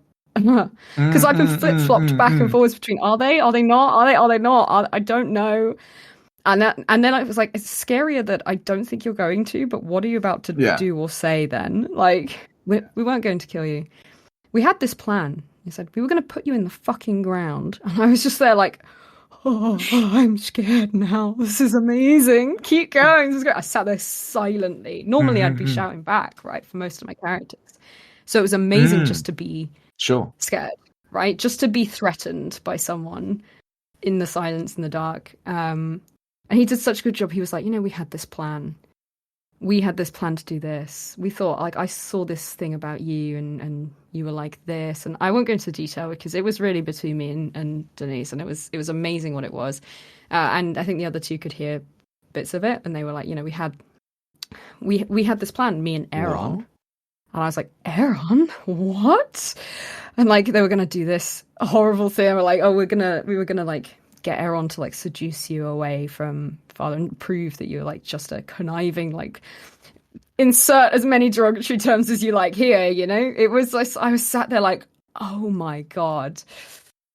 I didn't know that Aeron had been involved at all, so I was like, Wow. "What? Oh my word!" Or it was only a few more lines after that I think he kind of stopped, and I think I said something like, "I really don't like you, Bayon Greyjoy. I really don't like you." And I think he was like laughing or something, and I said, you're a great politician, but you're a shitty person." And I like stood up. I was like, I'm done here. I'm like on the verge of tears and everything. And I was just like, if you're not going to kill me, then I'm going to bed. I walked, storm off, like, really het up. Roderick comes running after me. There was a very funny thing that happened. I'm not going to talk about on the podcast because it's OC, but it was very funny. Amazing. I'll tell you maybe later. But then so we walked back into camp, and I like sat. I was just like, anyone I saw, I was like, they tried to kill me. They were going to kill me. They were going to kill me. Like, I think I told the Riverlanders, I told the Tullys, I was like, whatever you do, like, whatever you can do, don't. Like, I also said, I'm not going to come with you. I'm going to go to Dawn because I don't want to put you and your children in danger now that there's a connection there. So I was like, thank you so much, but it will be safer for you if I go somewhere else. So I'd made that agreement with Dawn. I'd talked to Ilaria, and we were like, yeah, I'm going to Dawn. That was the plan at this point. After the soothsayer thing, I was like, I'm going to leave, and I'm going to say I'm going with the Tullys, but I'm going straight to Dawn with Ilaria and Ashara and everyone. So I was like, wow, okay. And Oberyn as well was really friendly. It was really nice. I had a great time with Oberyn. Was lovely. And I sat down on the bench, and Lady Celtigar came over, and I was like, wow, what a horrible night, and blah, blah, blah. Oh, it's awful. And she was like, yeah, all these things. And I was like, oh, and of course, you know about your husband now. And she went, what about my husband to be, I was like, oh, well, what everybody knows. She went, no. Like, well, that wow. he's, he prefers the company of men. Because I was like so overwhelmed at this point. I just said it, and she went, what? And like, does everybody know? And I was like, no, maybe just a few people, I'm sorry. And she just went running off to go find him, and I was like, oh no, I cannot believe I didn't realize that hadn't come out at all. And like, Arthur Dane is depressed about the whole Jaime situation. It's like, I'm going to deal with him, Rhaegar's going to deal with him, they won't let me do anything, but he needs to renounce his cloak. I sat down with Oberyn for a bit. On the other side of the fire pit, Stannis has, at the very least, from what I heard, come to terms with the fact that he did die and come back. So that was that. And so Lady Melanie Piper, in fact, did not go back to the Greyjoy camp that night, but was invited to stay overnight as a guest of Dawn and the Dornish, and went to the Martell camp to sleep. Yes. Obviously, OC came back to camp, but Melanie Piper went off with Ilaria Sand for the night. So, Ooh. Yes, it was really funny because we were, we were at about time out at this point, and we'd said like definitely she'd go, and then I think it was Oberyn or maybe Ilaria were like, would she have engaged in any funny business over there? And I was like, I don't actually know. It wasn't even. It's not even part of my backstory to talk about her sexuality, and it's not relevant at all. But I knew that my character's writer was literally on the opposite side of the circle, so we were all like, hey, is she a little? And he had to think about it, and the end was like, a little, as a treat. Amazing. I was like, sure, I don't know what That's it means. Fun. It's not fun. relevant, but it was funny, and it was a nice way to end. Yeah. While you were off doing all of this, so I've been ping-ponging, okay? And this is when suddenly Quellon's, like, approached by Balon, and he says something along the lines of, me and Lady Piper have made peace or something. And this was before he's gone away with you, like, or something like that. Along the lines of, you guys are getting on, he's going to leave you alone, that kind of thing. And Aeron also comes up and is like, reasonably affectionate. We have like a good time having a laugh, and I'm just like, I'm a really good dad. So I'm saying that, and this is when you guys are actually off. Oh, I'm crying in a forest. Literally completely unawares of everything that you're doing. But and that was just Yeah. really fun because Ian, I didn't know specifically, certainly not as much as you guys did, but I had heard a little bit OC that there was maybe going to be something happening. But it was Yeah. fun just to play with that as a thing. Again, I mean, I'm much more of like I like these things to happen spontaneously. But it was fun nonetheless. It Yeah. was like really fun just to sort of sit there and be like, "Oh, I'm having a good time for once, Quellon happy time."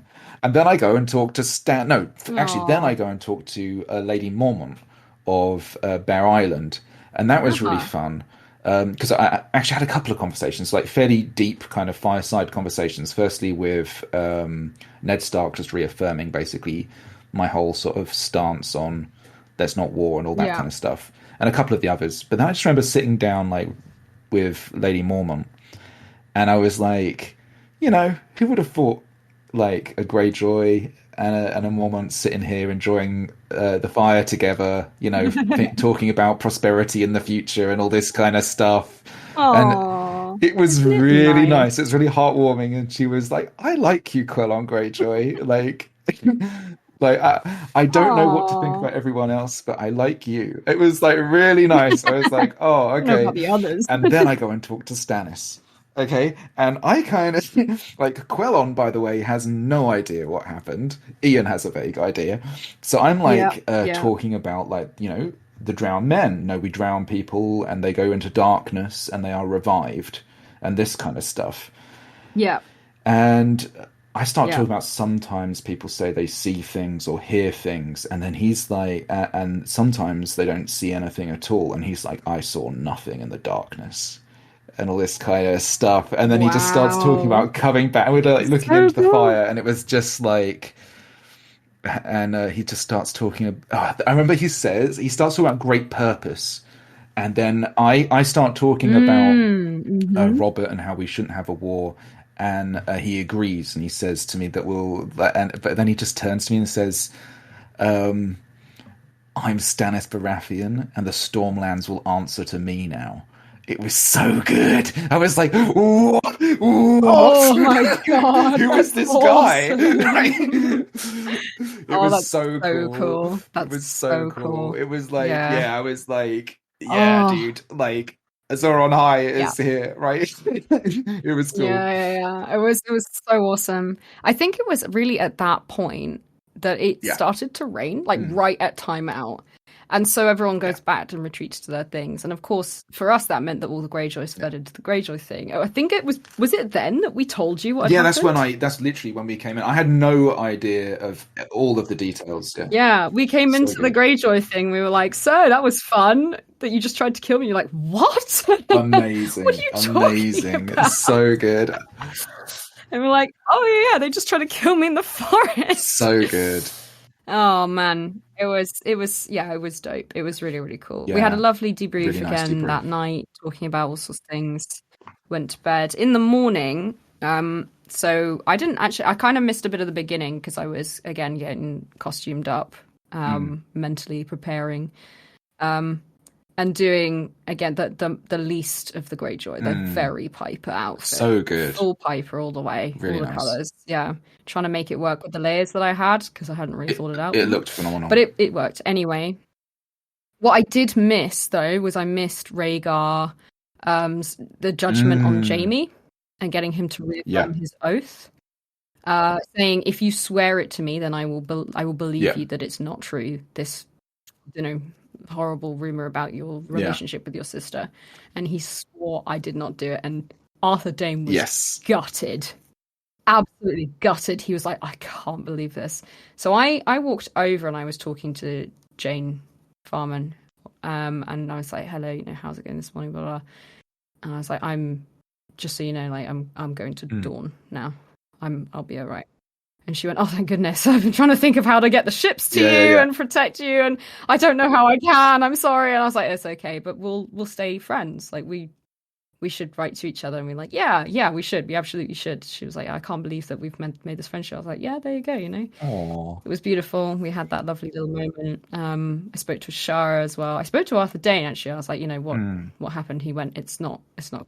Like it's sullied the honor of the cloak. And I was like, well, I suppose it falls to your honor to stay closer to the king's side than ever than to watch out for him. And he went, absolutely, that's what I'm going to do. I was like, good luck. Best luck. See. Okay. We'll see.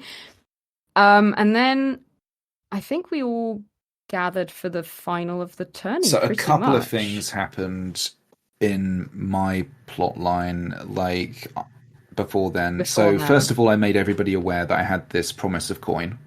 And I was basically like, talk amongst yourselves. And I approached each person individually. And I was like, talk amongst yourselves, come up with a plan and approach me. But also went to everybody and was like, petition me about it if you really want something. Because I just thought that would be fun. Yeah. I can't remember when exactly, but I think it was then. I think Roderick told me that they tried to kill you in the morning. In the morning. So I actually knew IC. Oh, okay. Or something like that. Or there was an attempt. No. You did. That was it. I did. I remember because it was before the tournaments. And it was, you'd said like, oh, Melly, can we talk or something? Or I'd said in I asked passing. To speak to you. Or something. And I said like, your son tried to kill me last night. So bad. And you were like, so what? I was like, so, that's that. I think I'd mentioned it. I don't know if it was in passing and then we'd come back around to it, but you asked to speak to me and we sat down and then it turned. You didn't even sit. Oh, okay. Yeah, you stood. No, I stood. Yeah, I was like, I'm going off. I don't want to sit down. I wanted to say like my farewell, and then you just was like, I can't, and just walked off. Oh my god. Yeah, I think I said, did I tell you where I was going at this point, or I think I just said I'm sorted. Like I'm taken care of. I've got my plans. Like, don't have to worry about me. Yeah, you were pretty cold in a good way. I was freaking out. So if to give you some context, right? I was freaking out about what to do. I still didn't know what was going to happen with the others. I was completely undecided whether I wanted to try and take some form of revenge, or if I wanted to just get out of there. And in the end, the Melanie decision was to just get out, And then you were having this whole like, I want to say goodbye. And I was like, no, I'm going to cry. That's really sad. I don't want to say it because then I'll like have this breakdown. Yes, I need to be focused right now because I've got to get out. And it's really sad, this whole thing. And we'll never get a chance to say it, probably. And I'm really sorry. And I feel really bad. But I've just got to go because I can't have you break me down in public like everyone can see. Because I just can't do that right now. I really can't. I just felt so bad, but there was so many things going on in my head. So when you were like, so we should, say goodbye. And I was like, I can't have a big speech. I need to go. Yeah. I think it was just like, I need to go. But thank you for everything. Like you were still good. You were still kind, but now I need to go. Like, I'm sorry. You told me to go back to Pike. That was the last advice you gave me because I was originally gonna stay with the fleet. That was it. Yeah. You said, I've decided I'm going to come to King's Landing. And I was like, you can't do that. If you leave, Balon will immediately take everything. And more importantly, like any hope that you have of doing any of your plans, you have to, like what I was thinking was you can't die in King's Landing. You have to die on Pike. That was what was going through my head is you need to die on Pike so they can, see you. They can see you dying on Pike. You are of the Iron Islands. That's where you live. That's where you die. They can bury you. They can do all that. In the end, from what you decided happened afterwards, you still didn't die on Pike, but it was kind of it. I think it works. But yeah, so I was like, no, you can't come to King's Landing. You also in my head, I was going, you'll prove everything that Balon's saying completely right. And that's going to be really bad for everyone. I didn't it was for me. It was like I hadn't thought about all the rationale of what you were saying. This is the thing. I spent the whole weekend thinking of nothing but rationale for political decisions, which was so much fun. That's what I wanted. That every time you said something, I was like, but you haven't considered these 17 alternatives. Yeah, like all of the stuff. It was weird because you're like, normally I just hit things with my ship and it goes away. All of my focus had been on like the big peace movement stuff. And that's where all of my political Yeah. maneuverings had been to make sure things were in place for that, and that had basically turned into alliances with the Riverlands and other places, even though those were Yeah. all Yeah. undermined in strange ways and things which we won't go into. But like, I was kind of at the stage where I was just like, just trying to round off like Quillon's personal things, and it was just like it was when you left, I was like, that fucking Balon, I'm gonna fucking destroy him now. And I remember, so after you left, I'm like Balon, I need to talk to you, and I point over at the awning, and we go over, and I'm going to disinherit him right there. I'm going to basically call him out as a kinslayer and Yeah. disinherit him. It's like, and like, just do it right there. But he comes over, okay, and bear in mind, all I have is your word, no actual proof in that sense, right? That was the one element of it. And there's no way of actually really presenting it in any way what the Shi'ar Islanders themselves would believe, beyond me saying it, which is obviously carries a lot of weight. So I could certainly have done it. But there's a big difference between disinheriting him and opening a king's moot as well, which was my initial plan. But I was at this point, I was going to just straight up disinherit him, denounce him as my son. In fact, my plan going into the morning was like, if like, and bear in mind, because I didn't know exactly how things were going to play out, and I didn't want to kind of, again, I don't like to plan too much stuff, but I was sort of thinking in my head, like, Yeah. if a big emotional thing happens between me and Balon, I will denounce him, disown him, and then die. That was what I was going to do. I was going to combo all of those things. I was going to like Oh have my like that would be God. like the thing, and I'd do it like Yeah. really publicly and really loud, so everybody would hear that he was denounced and Yes. disowned, and Okay. then I would die, and it would throw everything into Yeah. chaos. That was the thing. Yeah. Yeah. But Yeah. Denise just comes over and does like this. I think he knows that like he's in trouble, but he comes over, right? Braylon, can we talk? Yes, father. He comes over, and the banner that Illyri had made had fallen off the awning and had just kind of fallen on their side. And he goes over and he picks it up and basically brushes all the detritus off it, straightens it out, and hangs it up Yeah. with so much care. And it's the Greyjoy banner. And I was just like, it was such My good boy. RP, because it's just like we didn't speak until he was done. Saying so much without saying anything. Yeah. Yeah, it was really good. Like because he also, before he did it, he put all of his weapons and shit aside, like all of those things that make him the Yeah. strong man kind of got put aside. Then he picks up the awning, the thing. But there's also a silent signal to you, like, I'm unarmed now. I'm not Yeah, gonna fight you on whatever you do. Yeah. it was phenomenal RP. I like it. I mentioned it to him at the end, like that was what I was going through, and that bit of RP Yeah. that he did was just changed my framing on it, and I was like, Yeah. this is cool, right? And I was just Yeah. like, so I basically just sort of said to him, just quizzed him, like asked him, like, did he attempt to? And he denied it. Of course he did. Oh, very long Greyjoy. Gaslight, gatekeep, girl boss. My God. So good. It was so good. Oh, And then I just was like, okay, let's move on. Like, what are your plans? Like, what will you do with the money? All that kind of stuff. And it was funny just to have this Yeah. switch to just be like, fuck, okay, now we just go into like hardcore, like, I'm gonna die, what's your plans kind of stuff. And that was fun. So that was like my last real Yeah. mega bit of RP drama, I suppose. And then we went off and went for the Yeah. finals of the tournament. Yeah. So we had the finals of the tourney, which, thanks to obviously Lyanna and Robert, so not participating, they've both been injured. We had a final matchup between, and also thanks to no, it wasn't that. It was thanks to John Connington dying in the Trial of the Seven.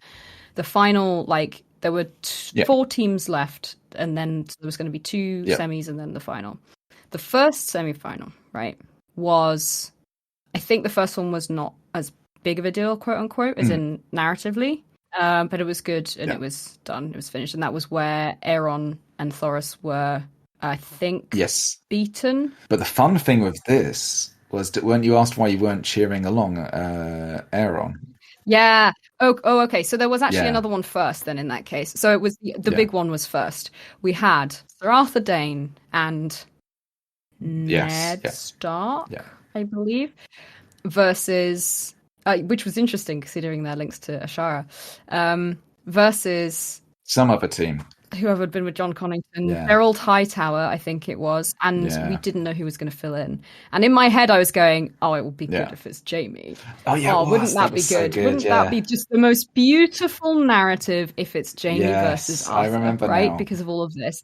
And then they were like, "So it's going to be Gerald Hightower and So Jamie Lannister," good. and I was like, "Yes! Oh my god, this this is is what the amazing, people actually. Yeah, I want." remember now. Oh, it was so good. So they start their fight, and Ned and Gerald had, I think they decided to forfeit essentially very quickly to let this bigger fight happen. So Arthur Dane walks straight up to Jamie, who's like, "Yeah, let's fight, brother," because they're like the Kingsguard. And Arthur just like throws down Dawn this magical, amazing sword and goes like, "You're not worth it, not worth the sword," and starts like fighting him. Completely unarmed. Jamie's still got his sword, so it was beautiful. He managed to disarm him, get his own sword, brawl him into the dirt, and then like dragged him upright with the sword to his throat. And everyone was like, "What's going to happen? Oh my god!" So good. Like people screaming and cheering, and he's like, "Oh," and he didn't do it. He was in the calling end. for him God, to confess so and all this kind of stuff. It was so good. Yeah. Oh yeah, like, confess. So good, so good. It was real amazing. Beautiful Act 3 kind of stuff. Oh my god, it was so good. And it was so intense, and I was just there like, yeah, like get him. And of course all the Lannisters are like, "We'll take you." They were absolutely ready to all fight. So I can't remember what happened in the end. Who it was Arthur and Ned that won because I think Jamie forfeited. And he was on the ground, right? And they were saying like, were you confessing? He was like, he just didn't. He was like, "I didn't do it." I think Rhaegar stepped in actually and was like, Rhaegar was like, yeah, I already dealt with this. Yeah, stop it now. Like, do you forfeit? And he went, "Yeah, I forfeit." "Did you do it?" "No, I didn't do it." And that was it. And Arthur was like, so it was horrible but great. It was so good. And then we had the Blackfish and Hostatali versus Thoros and Aeron.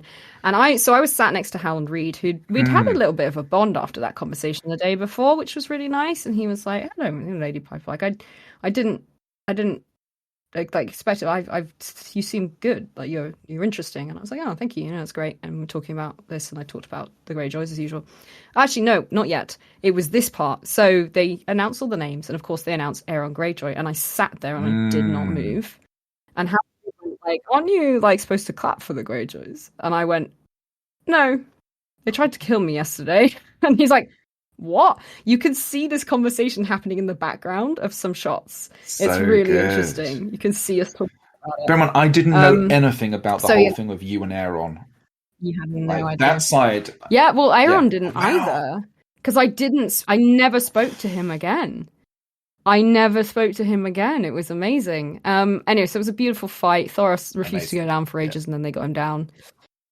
This was the fight, I believe, as well. Yeah, this was the fight where, or maybe it was the day before, where the Blackfish had tried to use the hammer, and he'd done it by like dragging it along the floor and like hauling it up for a big like circle spin and then hitting it down. It was very cool. The combat was awesome.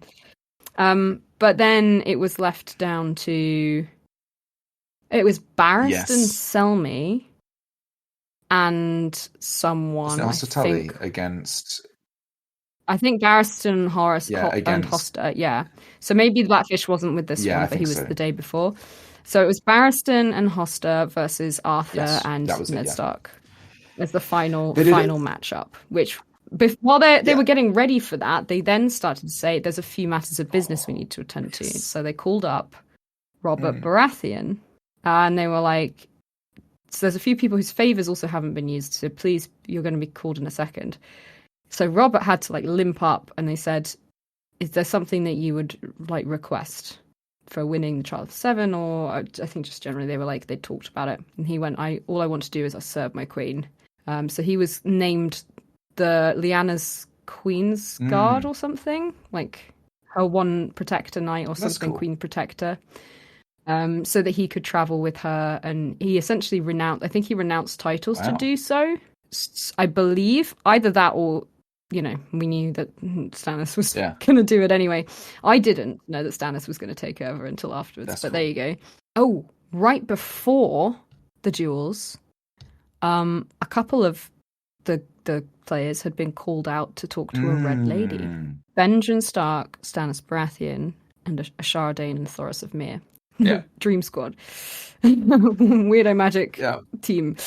Had been called out, and we didn't know what had been going on there. And I was like, that's very strange. And Ashara and I had been standing together. She'd been like leaning against me and everything while we were watching the fights and like holding hands. And she'd also shown me under her glove a ring on her finger. Now, genuinely, OC, I didn't figure out what that meant for like a week. Because I was in such the brain of that world that it didn't look at a ring on a finger and go, that's what that means. But much later I was like, oh, that's what she was showing me. Okay. Because she'd eloped with Gerion Lannister to get married. And I was like, wow, what? Anyway, that was a whole thing. But then, so they called up Robbie Athen. He was made. He did a really big hug. It was really sweet. It was very wholesome. I know that Matt and Georgia had put in a lot of work in the evening before to be like, how can we make this like the thing that we want and also the thing that works for the plays, and it was beautiful. Really it was amazing. It was we felt so uplifted. I was like, yes, it's great. It was a lovely thing. Yeah. Yeah. We had such a hopeful ending. Yeah, we got the good ending to an extent, right? Like Yeah, we got the good ending, right? So anyway, well, yeah, so then the favors happen and they call me up. So, Lady Piper come up, what would you ask for? And in front of everyone, I was like, I what we discussed yesterday, I would like to ask to join, your house as a lady in waiting for, your queens. And they both were like, yes, absolutely, that's fantastic. And I could have joined either of them really, and just didn't really decide, but I went to stand with Lyanna. She called me over and I was like, yes, I'll stand with that queen. Like I had a big allegiance to both of them in different ways, which was really nice. So, but I was like, that's Lyanna Stark, I was a Riverlands girl. I know her. She's great. And also I did the whole laughing tree thing. So I went and I stood with her and that was really beautiful. And then Ashara's... Well, just with yours, when you announced yours... Could you hear? I didn't really want it to be loud because it wasn't really an announcement. But I wanted to make it loud enough that people could hear. It got kind of transmitted and I got the idea of what was going on. Because Rhaegar kind of re-announced what you kind of suggested. So even though I couldn't hear you, I could hear the result of it. And I was like... Yeah. That was the bit where Quellon's like, everyone's going and I'm going to die alone. And so I had a little teary-eye cry. Sorry, I shouldn't laugh. No, but no, for real. But it was really nice because I was sitting next to Aaron, and they put their hand just on my hand very briefly. It was very sweet. Like the only bit of like affection I got, like all event. It was just like okay. It was just, but it was like it was emotional because it was like I'd been like this character that was just alone the whole time. So it was like it was very fun. It was fun to role play it out for sure. Just a very sort of subtle thing, just like doing that sort of like single tear kind of thing. It was fun. Yeah. Yes. Yeah. Be stoic. But like allow yourself it at the same time, right? Yeah. You want to have that moment, right? You like we both have played a lot of games recently, and it sounds really weird to be like I like to feel sad, but also it's really interesting and it's emotion and it's impactful to experience a very strong depth of emotion, particularly bad emotions, because there's very few times in your life that you can experience them in a way where you very much in the back of your mind, but you do know ultimately that it's safe to feel this. It doesn't come with actual bad consequences. You can feel sad and you can feel grief or you can feel anger and you can feel all these things. And you can know that feeling isn't going to follow you. At some point it will stop and you'll go back to normal life. Yeah. In this situation, right? Like, Melanie is safe. Like she is. Like it's actually like all the things that he actually wants have come to pass. Right? Like actually, like it doesn't like. Yeah. And if you're being really honest and if you're being really frank with him, it was like, well, how did you think this was going to end? Right? Like. This is what you wanted, right? So it's like, but at the same time, the revelation of it is sad, right? So it's like it was nice. It was kind of Yeah. like a bittersweet kind of thing. It was nice, it was to play out. So, Yeah.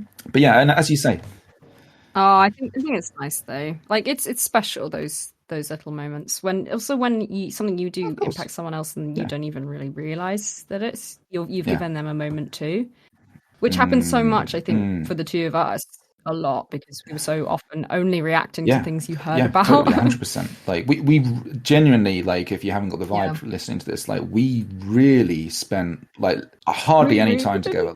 interact.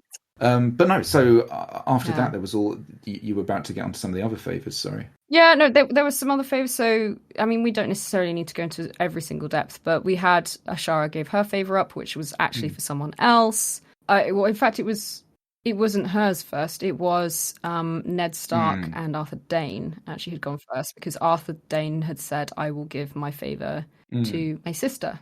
Oh no, I think she Yes. had used her favor already. Which, in this case, so she'd used it to get someone released from the Kingsguard so that he could go and be with his paramour, which was beautiful. So she'd used it for someone else.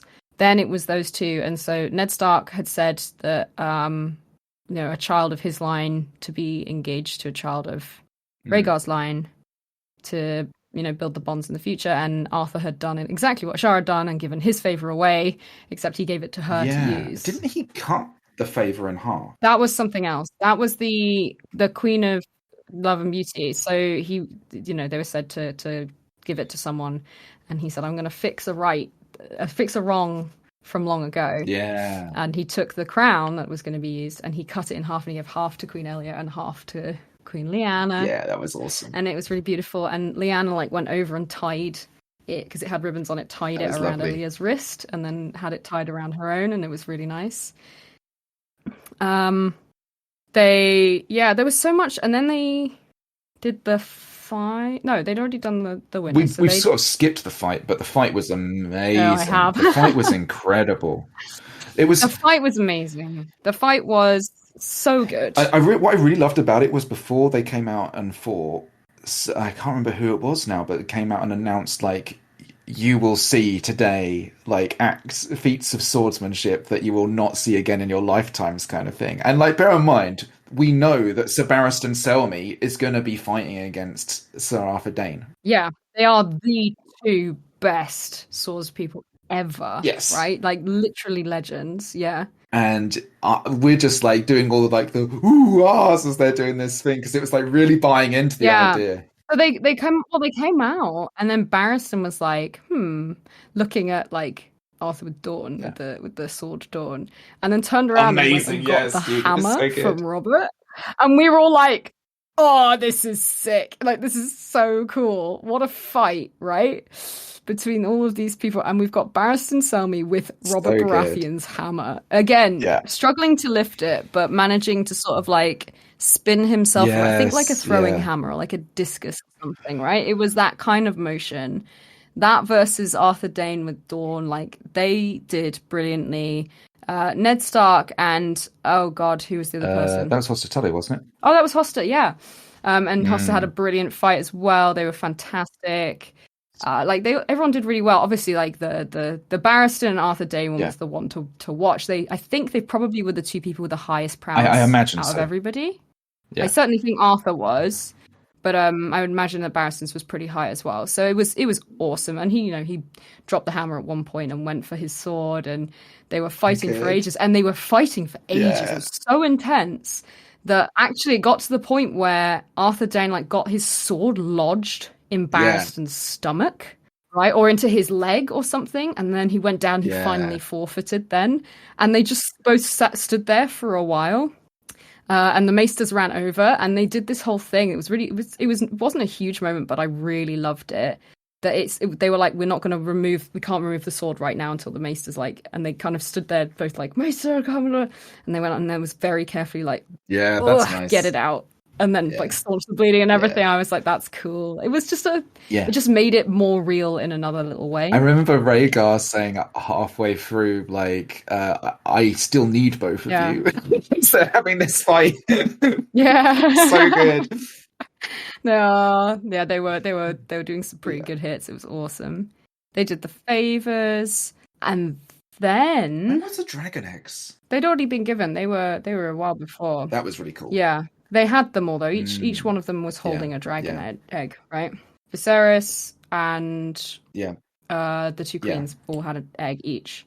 And it was announced that Viserys and Cersei Lannister were engaged to be married, which was like, whoa, well done, Lannisters, for clearing that one up. Like, bloody hell, they've done well. They've really done very well. Which was incredible. And then, I think then it was a time to do Walder Frey's execution, because that happened before all the betrayals and stuff. We were all sat down, and they were like, cool. And I was in this position of, like, a horribly good position to see the execution. Hoster Tully, Lord Paramount of the Riverlands, was going to cut his head, Walder Frey's head off. So they brought over a block, and he had the sword, and they had Walder Frey sit on it, and they got, like, the Master of Ceremonies and blah, blah, blah, and everything. And then he raised the thing above his head, and he was like, you know, this is justice served. And then Ashara Dane goes, wait, I need to use my favour. And we were like, what? She went, my lord, I have my favour. I want to ask that he's not executed for his crimes. Maybe even pardoned. I can't remember the exact wording.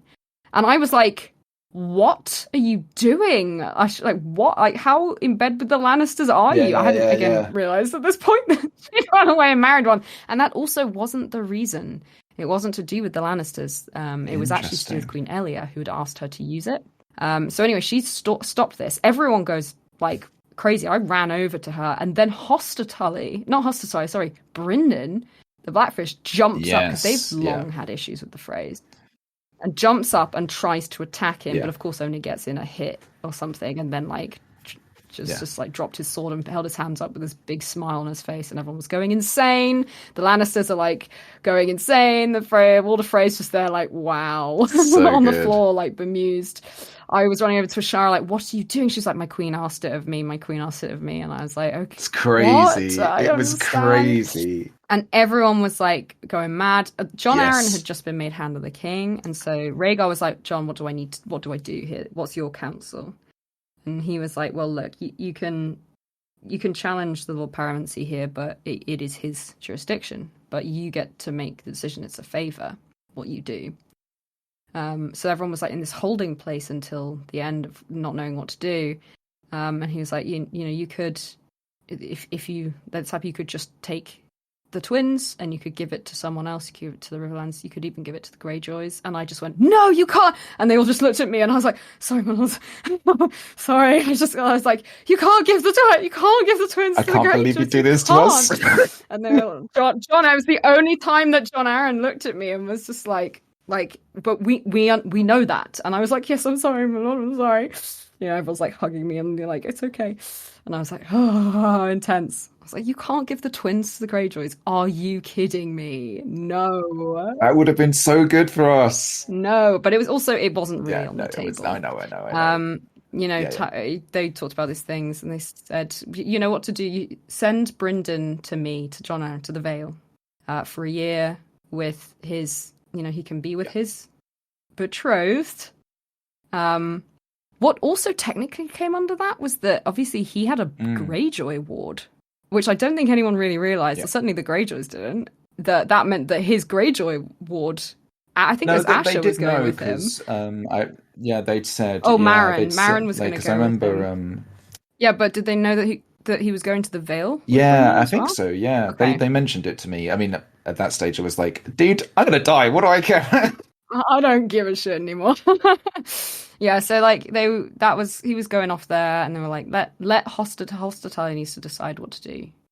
And that was the ultimate decision, was like, don't kill him, you can decide what to do with him. Or rather, like, he'd been pardoned from execution. But the Lannisters were like, pardon him and everything, like, do everything. And Rhaegar was like, no, I'm not going to do all of that. But it is a favour. And he's like, I cannot deny a favour. It was very spicy. Otherwise it becomes meaningless. And so I will not kill, this man cannot be killed, right? For his crimes. But Hoster gets to deal with it as he sees fit, and apart from that, basically. Brendan was spared because of that. And then things go crazy as Hoster's at the center of this thing. I sort of watched it from the side. And it was really cool, like being part of the Riverlands. I was so happy because I didn't really know them very well, OC at really all. But cool like group of players. getting to watch Red being Hoster, I want to play more with that guy. Like Agreed. He was amazing at what he was doing. It was the perfect balance of like this calm, sincere, but like he's still a rung above the ladies. He knows that. There's still tradition. Like they were a very traditional family, not like strict about it, but that's how things are, you know? And he was really, really good in charge. It was amazing. So I was just like, that's my Lord Paramount. Yeah. And so he said, I strip Walder Frey and I believe possibly his heirs as well, of their seat and their house. They no longer have a name. The Freys do not have a name. So they're disinherited from their seat of power.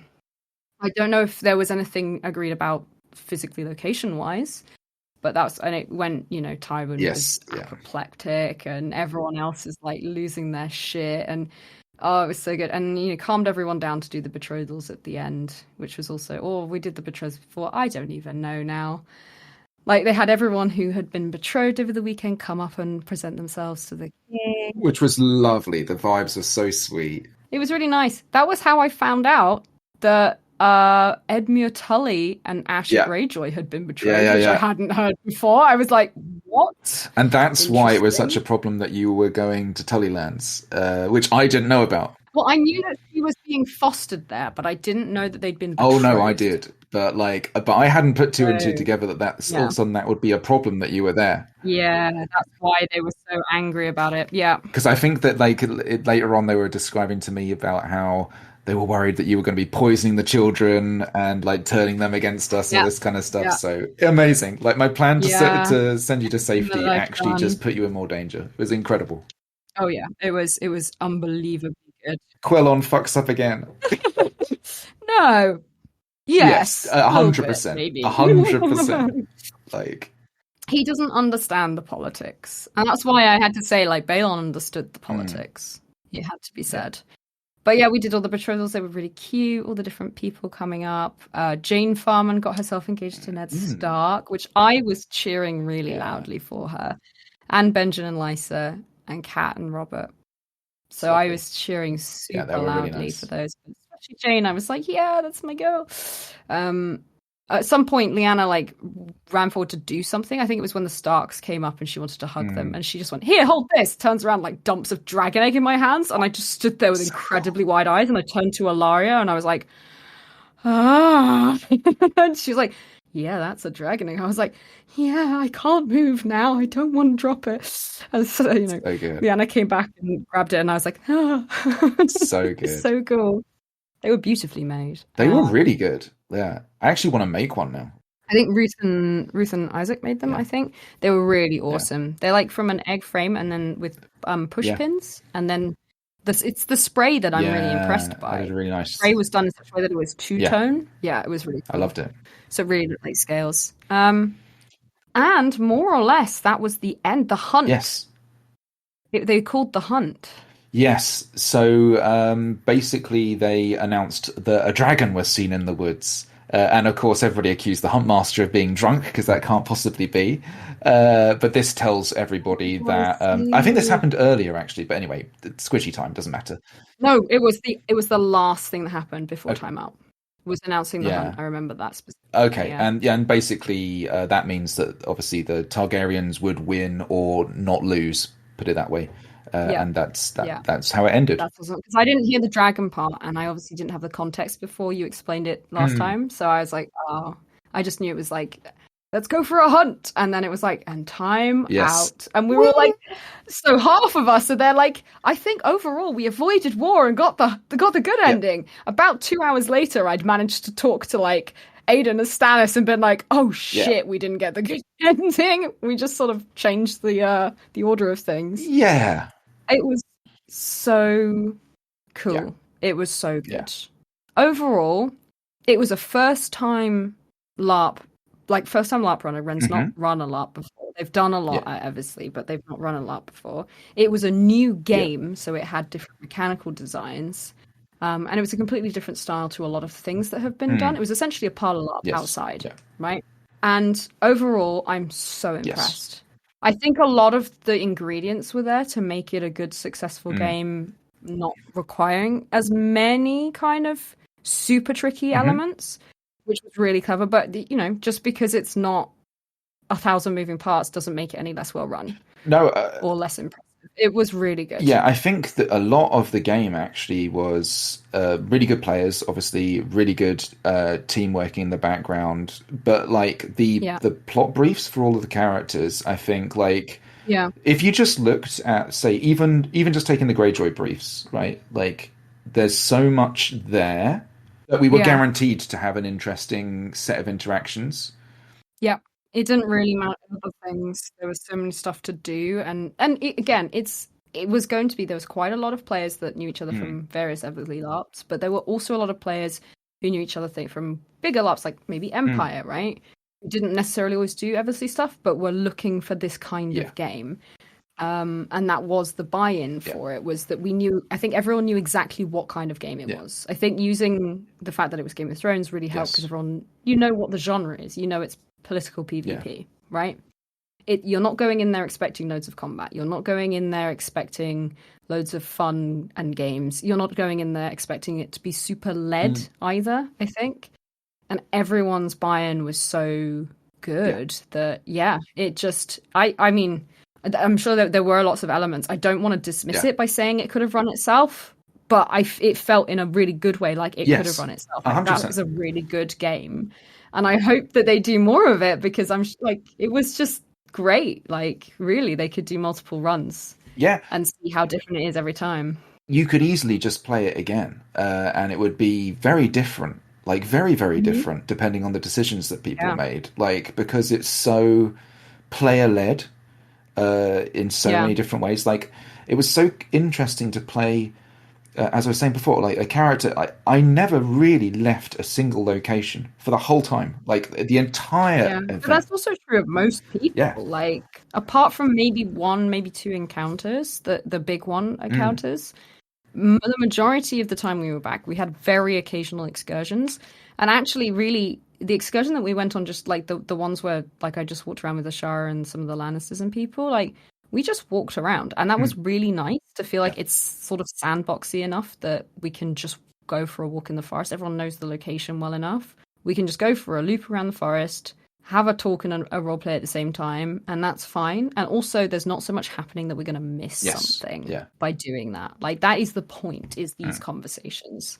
And that was really cool. I almost feel like now that they've done it once and, like, learned a bit about the mechanics, and, you know, it's the first time I think that an Eversley LARP really, maybe Eldritch did to an extent, but that they've leaned into a little bit more of sort of heavier themes, and also the less, like, nice world, if that makes sense. Like, using a world that has more limitations and more prejudices, but having it signposted in the way that it was.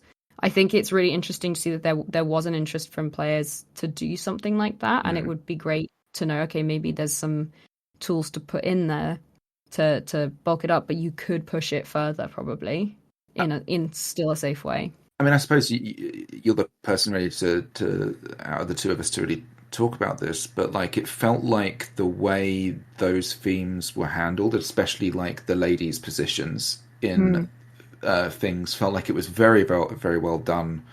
Yeah. Like the dynamic. I think I've seen it described as like, I think that one of the big things that came out of it was Walder Frey was horrible and terrible, misogynist and a creep, and no one has ever felt like, everyone was saying this, they felt incredibly safe with the way that it was done. That was kudos to the player. The mechanics of the fighting, incredible, so good. It kept enough behind the scenes. You kind of you've got the cinematicness of it all. Trust in your players, amazing. The sort of limitations of who could talk about what was really down, like, you bought into it, you knew it as the ladies. And The only thing that I wish we'd managed to do, which I think it just didn't happen because of time and because everyone was kind of together, is we didn't get a ladies' court. Yeah. And that would have been really fun. It would have been really nice to do it. But, it didn't lack. There was still so much going on. I think the favor making sort of functioned as a mini ladies' court, which was really good. But there was so much going on. I think the ladies gave each other an incredibly high amount of game, which was really, really awesome. And also the men did too. There were a few who were maybe more dismissive, but it wasn't dismissive in the sense of oh, you're just a little lady, blah, blah. It was more thank you for your input. I'm going to go and do the actual talking now. Yeah. Or I wouldn't feel comfortable I would go to the wife or something instead, And I really loved that it opened up this real sense of community among the ladies, even the ones from very different houses, of we're all in this together, even if we're completely divided and we have our own agendas. We're all ultimately in this together. We're sharing information. We all know what the points of everything is. Yeah. The maneuvering of different mothers to try and get their daughters the best marriage, for example, etc., which was so nice, and it was interesting, and it was good game. There was a lot to do with that because a lot of the focus was on the marriages and the betrothals and the alliances. I think if it had been less focused around that, or if there had been, okay, there's another encounter going now, okay, there's another encounter going now, okay, it's about the tournament, who wins the tournament will win the game, blah, blah, blah. It's about the armies, it's about this, then we would have had less to do. But there was so much socially going on, and everyone kind of put a lot of weight onto it, that we had loads to do. Yeah. And I loved it. I thought it was so interesting. I loved it so much. It was incredible. I mean, this is the first time that either of us have, you have since quite recently, but this is the first time either of us, I think, have been to a LARP where we had a prescribed character. What did you think of your character? How do you feel about Melanie and the experience of playing her? I mean, I think we talked about this a little bit. I got quite lucky that she was sort of written for the LARP. As to an extent was Quellon, I think. Yeah. But specifically for Melanie, she was written for the LARP. She was written after I was cast. So there was a small brief that was there, but not a massive brief. So I'm assuming there was some extent of knowledge of who was playing. And that might have influenced it, because it was a lot of stuff that I was I feel very confident playing this, absolutely. And it was a lot of themes that I'd sort of been building on the last couple of LARPs I played. I don't know if that had an impact or not, but it meant realistically out of a lot of the stories that I kind of had one that felt the most, it didn't feel the most modern, but it felt very modern in a way. I don't know why I'm using that word. I can't explain. No, I know what you mean though. She was I need to get away from this terrible thing, and that was sort of it. That was the main bones of it, and the rest of it was go and do the rest. It was very good, I think, in giving you a lot of reasons for doing things and goals to do things, and then you kind of got to do the rest. Yeah. And the one thing I did find interesting was that there were apparently stories about Melanie in other people's backstory that I wouldn't have found out about. Well, Aaron. Of course. So Aaron's was mentioned about oh, that's hilarious. It's nice, blah, blah, blah, whatever you think about her. But, it's nice to have something pretty around the place, even if she does spend a lot of time walking around sewing and crying or something. Yeah. And I was there wasn't any hint of the sewing and crying in mine. So I was oh, that's, and one time, you got really drunk and she stroked your hair or something. And I was that's the sort of thing. It would have been really nice to have that in mine as well, because I heard about it was because luckily we talked about it. But I didn't. And there was, I think I did put this in my feedback. The only thing I'd say is maybe not more connections, but maybe less depth, but more names, because there were so many people that I should have known, and I luckily had conversations with them, but they weren't in my sheet. Yeah. And as someone who's not aware of the game, that felt maybe it would have been useful. Just a quick primer. You're from the Riverlands. Yeah. Your Lord Paramount is. Yeah.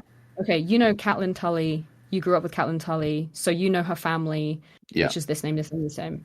Lysa wasn't even mentioned on mine. So none of the Tullys were apart from Catelyn. That sort of thing. I think I would maybe bulk out a bit more, and the rest of it was great. It was interesting. It was good goals. Yeah. It gave me something to build on. It did give me some people to start talking to, which was awesome.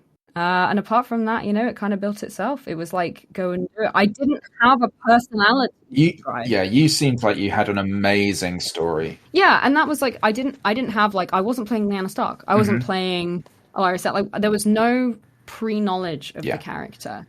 So everything I did, I could just kind of do what I wanted. So really, in terms of having a pre-written character, what I actually had was character goals. Yes, that's true. And then the rest of it was sort of, I just kind of made from that story, which is not dissimilar to what I did for for Eldritch. Yeah. Yeah.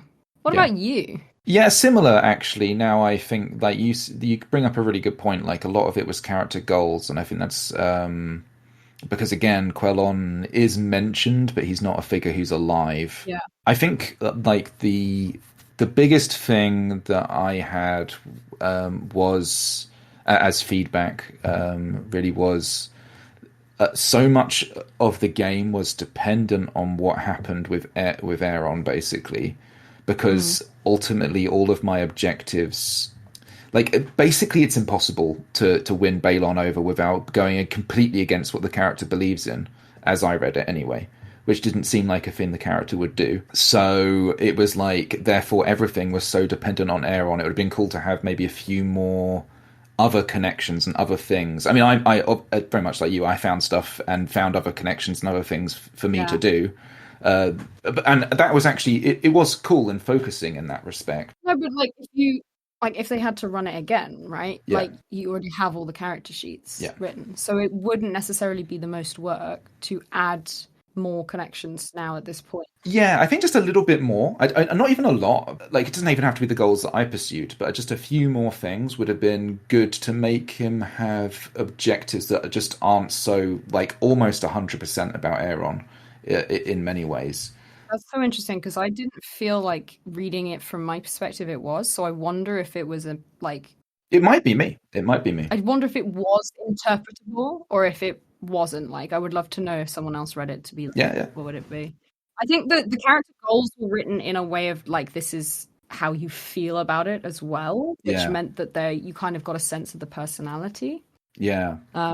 Which was really interesting. Yeah, the goals were basically like, I want to make all these reforms happen, but that's not going to happen if Balon's around, so therefore it can't be Balon. So that objective is therefore default about Aeron. So then, and the other goal is about Aeron, which is about Aeron, which is fine, and I loved it all. But only if you don't do it yourself. Well, I'm not going to be alive. But you have up to a year. Yeah. That's a long time. But also, like, I suppose there could have been more connection made with, like, going against Balon, but then rebuilding the connection with Melanie, for example. That would be really cool. And like being like, no, I know I'm dying, but we're going to work together on this. Like, we're going to figure out a thing. It doesn't have to be Aeron. We'll make these connections. Blah, blah, blah. I think you're right. Like, a lot of it is my own interpretation. I think because also I was very worried walking in because I didn't really know anybody or anything like that. It made me very self-conscious. But no, I had a really, really good time. Yeah. Big kudos. And I think the other main thing was like, playing a character who's sick and like ailing was a really interesting headspace to occupy, and thinking very much about like legacy and death and what you actually care about. I definitely don't think I could do that. I don't think I could play sick for a weekend. It was fun actually, like to really like, because like, bear in mind, I got to control the tempo of it all. Like, and it's vague enough, being in a year is like, I could drop dead at any point, even during the LARP, or it can be sometime, which it turns out to be after the fact. So that was actually quite fun to play with. I don't know, I have a bit of a morbid mind, I suppose, anyway. Like, I do tend to think about things like what I want, right, and stuff like that.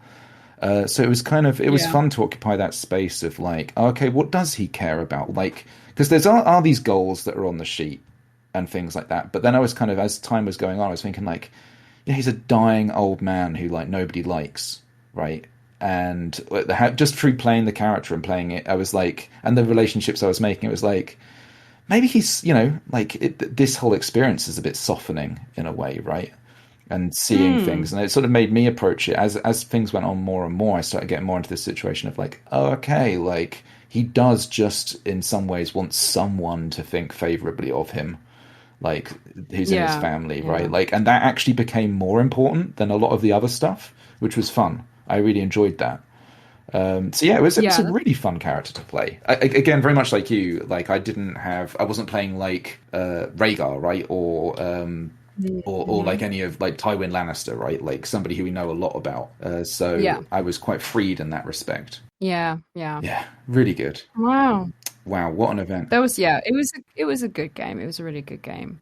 I think I've already also said like one of my it's not even a feedback point, it's just a point of interest to me is that is the closest I've ever come towards reaching Mm, like an RP boundary. yeah. And that was so interesting to me that it happened of all Mm, LARPs. Not even in a real moment of danger at all. mm, Because that was the point that I was being told that I wasn't going to be killed. yeah, So I was like, oh, this is I can see a line. It's not there yeah, yet. It's not. And yeah, dear listener, please be aware if anyone ever role plays with me, I really am good at knowing my yeah, limits. I promise you I'm not lying. And I also am very good at knowing when to extract myself from a situation in character. I can do that. I'm okay. Um so go for it. Wow, that feels like a dangerous thing to say. That's the thing. That's the thing. You never know how these. But But you yeah, know, yeah, yeah, if you don't know me at all, maybe hedge your yeah, bets. But you know, yeah, if anyone that knows me knows is thinking like, oh, should I be really mean or should I yeah. make you cry or should I, do something silly or whatever? Like the only thing that I ever like to check in on first is the romance stuff, like Mm, ball gowning. yeah, It's people that it needs to be people that I trust. But apart from that, fuck me up, yeah. man. Let's go. Do it. I love it. I would love to be kidnapped in a LARP. I know that sounds really, really weird, but I think that would be really Yeah, fun. you almost I kind think of it would be were, to so be much honest. fun. Yeah, almost. Yeah. And you know what? When I did Eldritch as an NPC, which all the details of that I think will be out by the time this is Yes, posted. probably. Yeah. I think all of our chapters will be out. Like one of the things that I was asked beforehand was, as crew, like, are you okay, like being grabbed and like pulled around if you need to? I was like, yeah, sounds great. Amazing. I've done acting before. We've done Yeah. a lot of physical, like playing around with that. Like I trust everyone to be safe about Yeah. it. I'm not precious. I'm about that stuff. It seems, yeah, go for it. I know no one would cross the boundary, but yes, I think it would be fun to be kidnapped. By the way, just in case anyone's listening, we'll see. But yeah, no, it was really, really good. I'm really, really glad it worked. I would love to see if another one happens. I would be so there for it. I would love to play it. I would love to NPC it. I would love to do it if it's the same again. I would love to do it if it's a sequel, if it's a few years down the line, if it's many years down the line, if it's a prequel from before, whatever you want to do. Yeah. Ren, if you're listening, Yeah. if anyone's talking to Ren right now, please tell them I'm in for everything. Yeah, I would love to see some stuff. Like Yeah. it was also really fun taking some time afterwards and writing some stuff and sort of fleshing out your own sort of personal epilogues and stuff. Yeah, I really loved all the epilogues. Yeah, I was amazed and delighted how many people wrote little epilogue things. Mine's still in an open document on my screen right now that I can see, that I need to sit down and write. But Mattie's had other LARPs since then, so I've got a bit distracted. Yes, you've been busy. You've been busy. I had a real like I think especially with the character dying, I felt I really needed closure on a lot of things. So Yeah, it's a good way. It's a good technique to like outro yourself, right? As well. I think it's a really good technique. I kind of felt like he deserved a happy-ish ending, so I gave him a happy ending, Well, which I'm totally and that's the joy of it. You can do what you want with it, right? yeah. So I did the happy ending with the big All the letters. yeah. It was good, and the letters were really good fun. Being able to write stuff to Yeah. you guys. Yours was really good fun to Yeah, write. they were really nice. Yeah, I really liked those. Yeah, I'm excited to like use it for something in the stories. I don't know. It was a very cool one. Yeah. I think we all got very attached to our characters, which Mm. was amazing to see. Like it happens in games, Yeah. but I think there were a lot of people. It was the first time doing a LARP a bit more like that, Yes. like a really super immersive. It was very character driven, Yes. which meant that you spent a lot of time really feeling your character and really getting to know other characters, which if you've not done games like that, like then you might not have done if you played ones that are slightly less immersion heavy or emotion and Yes. less emotion heavy, or just they're more about the things you're doing than like who you are and who the other people are you're doing it with. So like, you know, Empire or something, you can be very immersive. It's harder to find that, I think, or it certainly takes more time. Whereas this one was like all in for the whole weekend, do it, you're in there, and then saying goodbye. And also, we all got to play really cool characters. Like everyone was like a cool, important person. That's actually was really cool. It was fun to. It's hard to step away from being a hero of Westeros or like an important player in Westeros. You're like, no, I want to know, you know? The best archer in Westeros, Melanie Piper. So good. Best archer in Westeros. Oh, that was another really funny thing. The next day, so I think Lyanna, when we were sat down, you know, I'd gone over to Lyanna after doing the favor. She was reading something. She had to read something, and I looked over her shoulder to like see what it was, and Ilaria Sand did as well.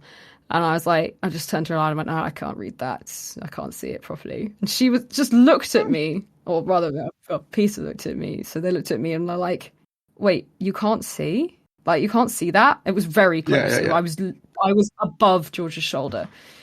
And I was like, yeah, no, I just, my eyesight, you know. And they were like, but did you not put your contacts in or something? And I was like, I don't wear contacts. And they were like, but you did the archery yesterday. And I was like, no, man, I never wear glasses for LARP. I never, ever do. I genuinely don't know how I can do the shots I do. Do you not see why I was so surprised yesterday? Like, I mean, it's not hitting target. It's about the feel of where you're aiming for. It doesn't actually matter. Sort of instinctive shooting. It's what I decided anyway. But it was quite funny to have them be like, wait, what? So good. And just be like, yeah, I'm really bad. I have bad vision, and yet I'm the best archer in Westeros. I really want the I really want the future and seeing what your character does in. I don't know. I don't care what time frame. Like, it could be a couple of years, but also like, I don't know, like middle-aged could be really hilarious, right? Or anything like that. Like, what does? Because I thought you were a really interesting character. 20 years later. 15, 20 years down the line. I think there's so many ways that I could go, and that is why the title of my epilogue is The Many Futures of Melanie Piper. Oh, okay. Amazing. Yeah. I couldn't decide. So I left it open. So good. But yeah. Oh, anything else to say? I don't know. I don't think so. I think we're good. I think we have dragon hunted. We are. It was really good. Massive hats off to everybody involved. Yeah. Well done. Thank you so much for joining me, Mattie. Thanks for having me again. I think this was a bit of a longer one, so thanks for listening if you're still with us. I'm sure it was rambly as ever. I hope you understood some of it. You have to put up with me. It's like me leading a podcast. Well, not even me. You know, I definitely wasn't leading. You were doing all the actual segueing us into things. We were sharing responsibility, Ian. Oh my gosh, you never want to share responsibility. I am going to get a spritz bottle. I'm going to spritz you every time you're mean about yourself. You as an audience are also allowed to carry around a spritz bottle if you ever hear Ian being mean to himself unnecessarily. Please take this as your righteous duty.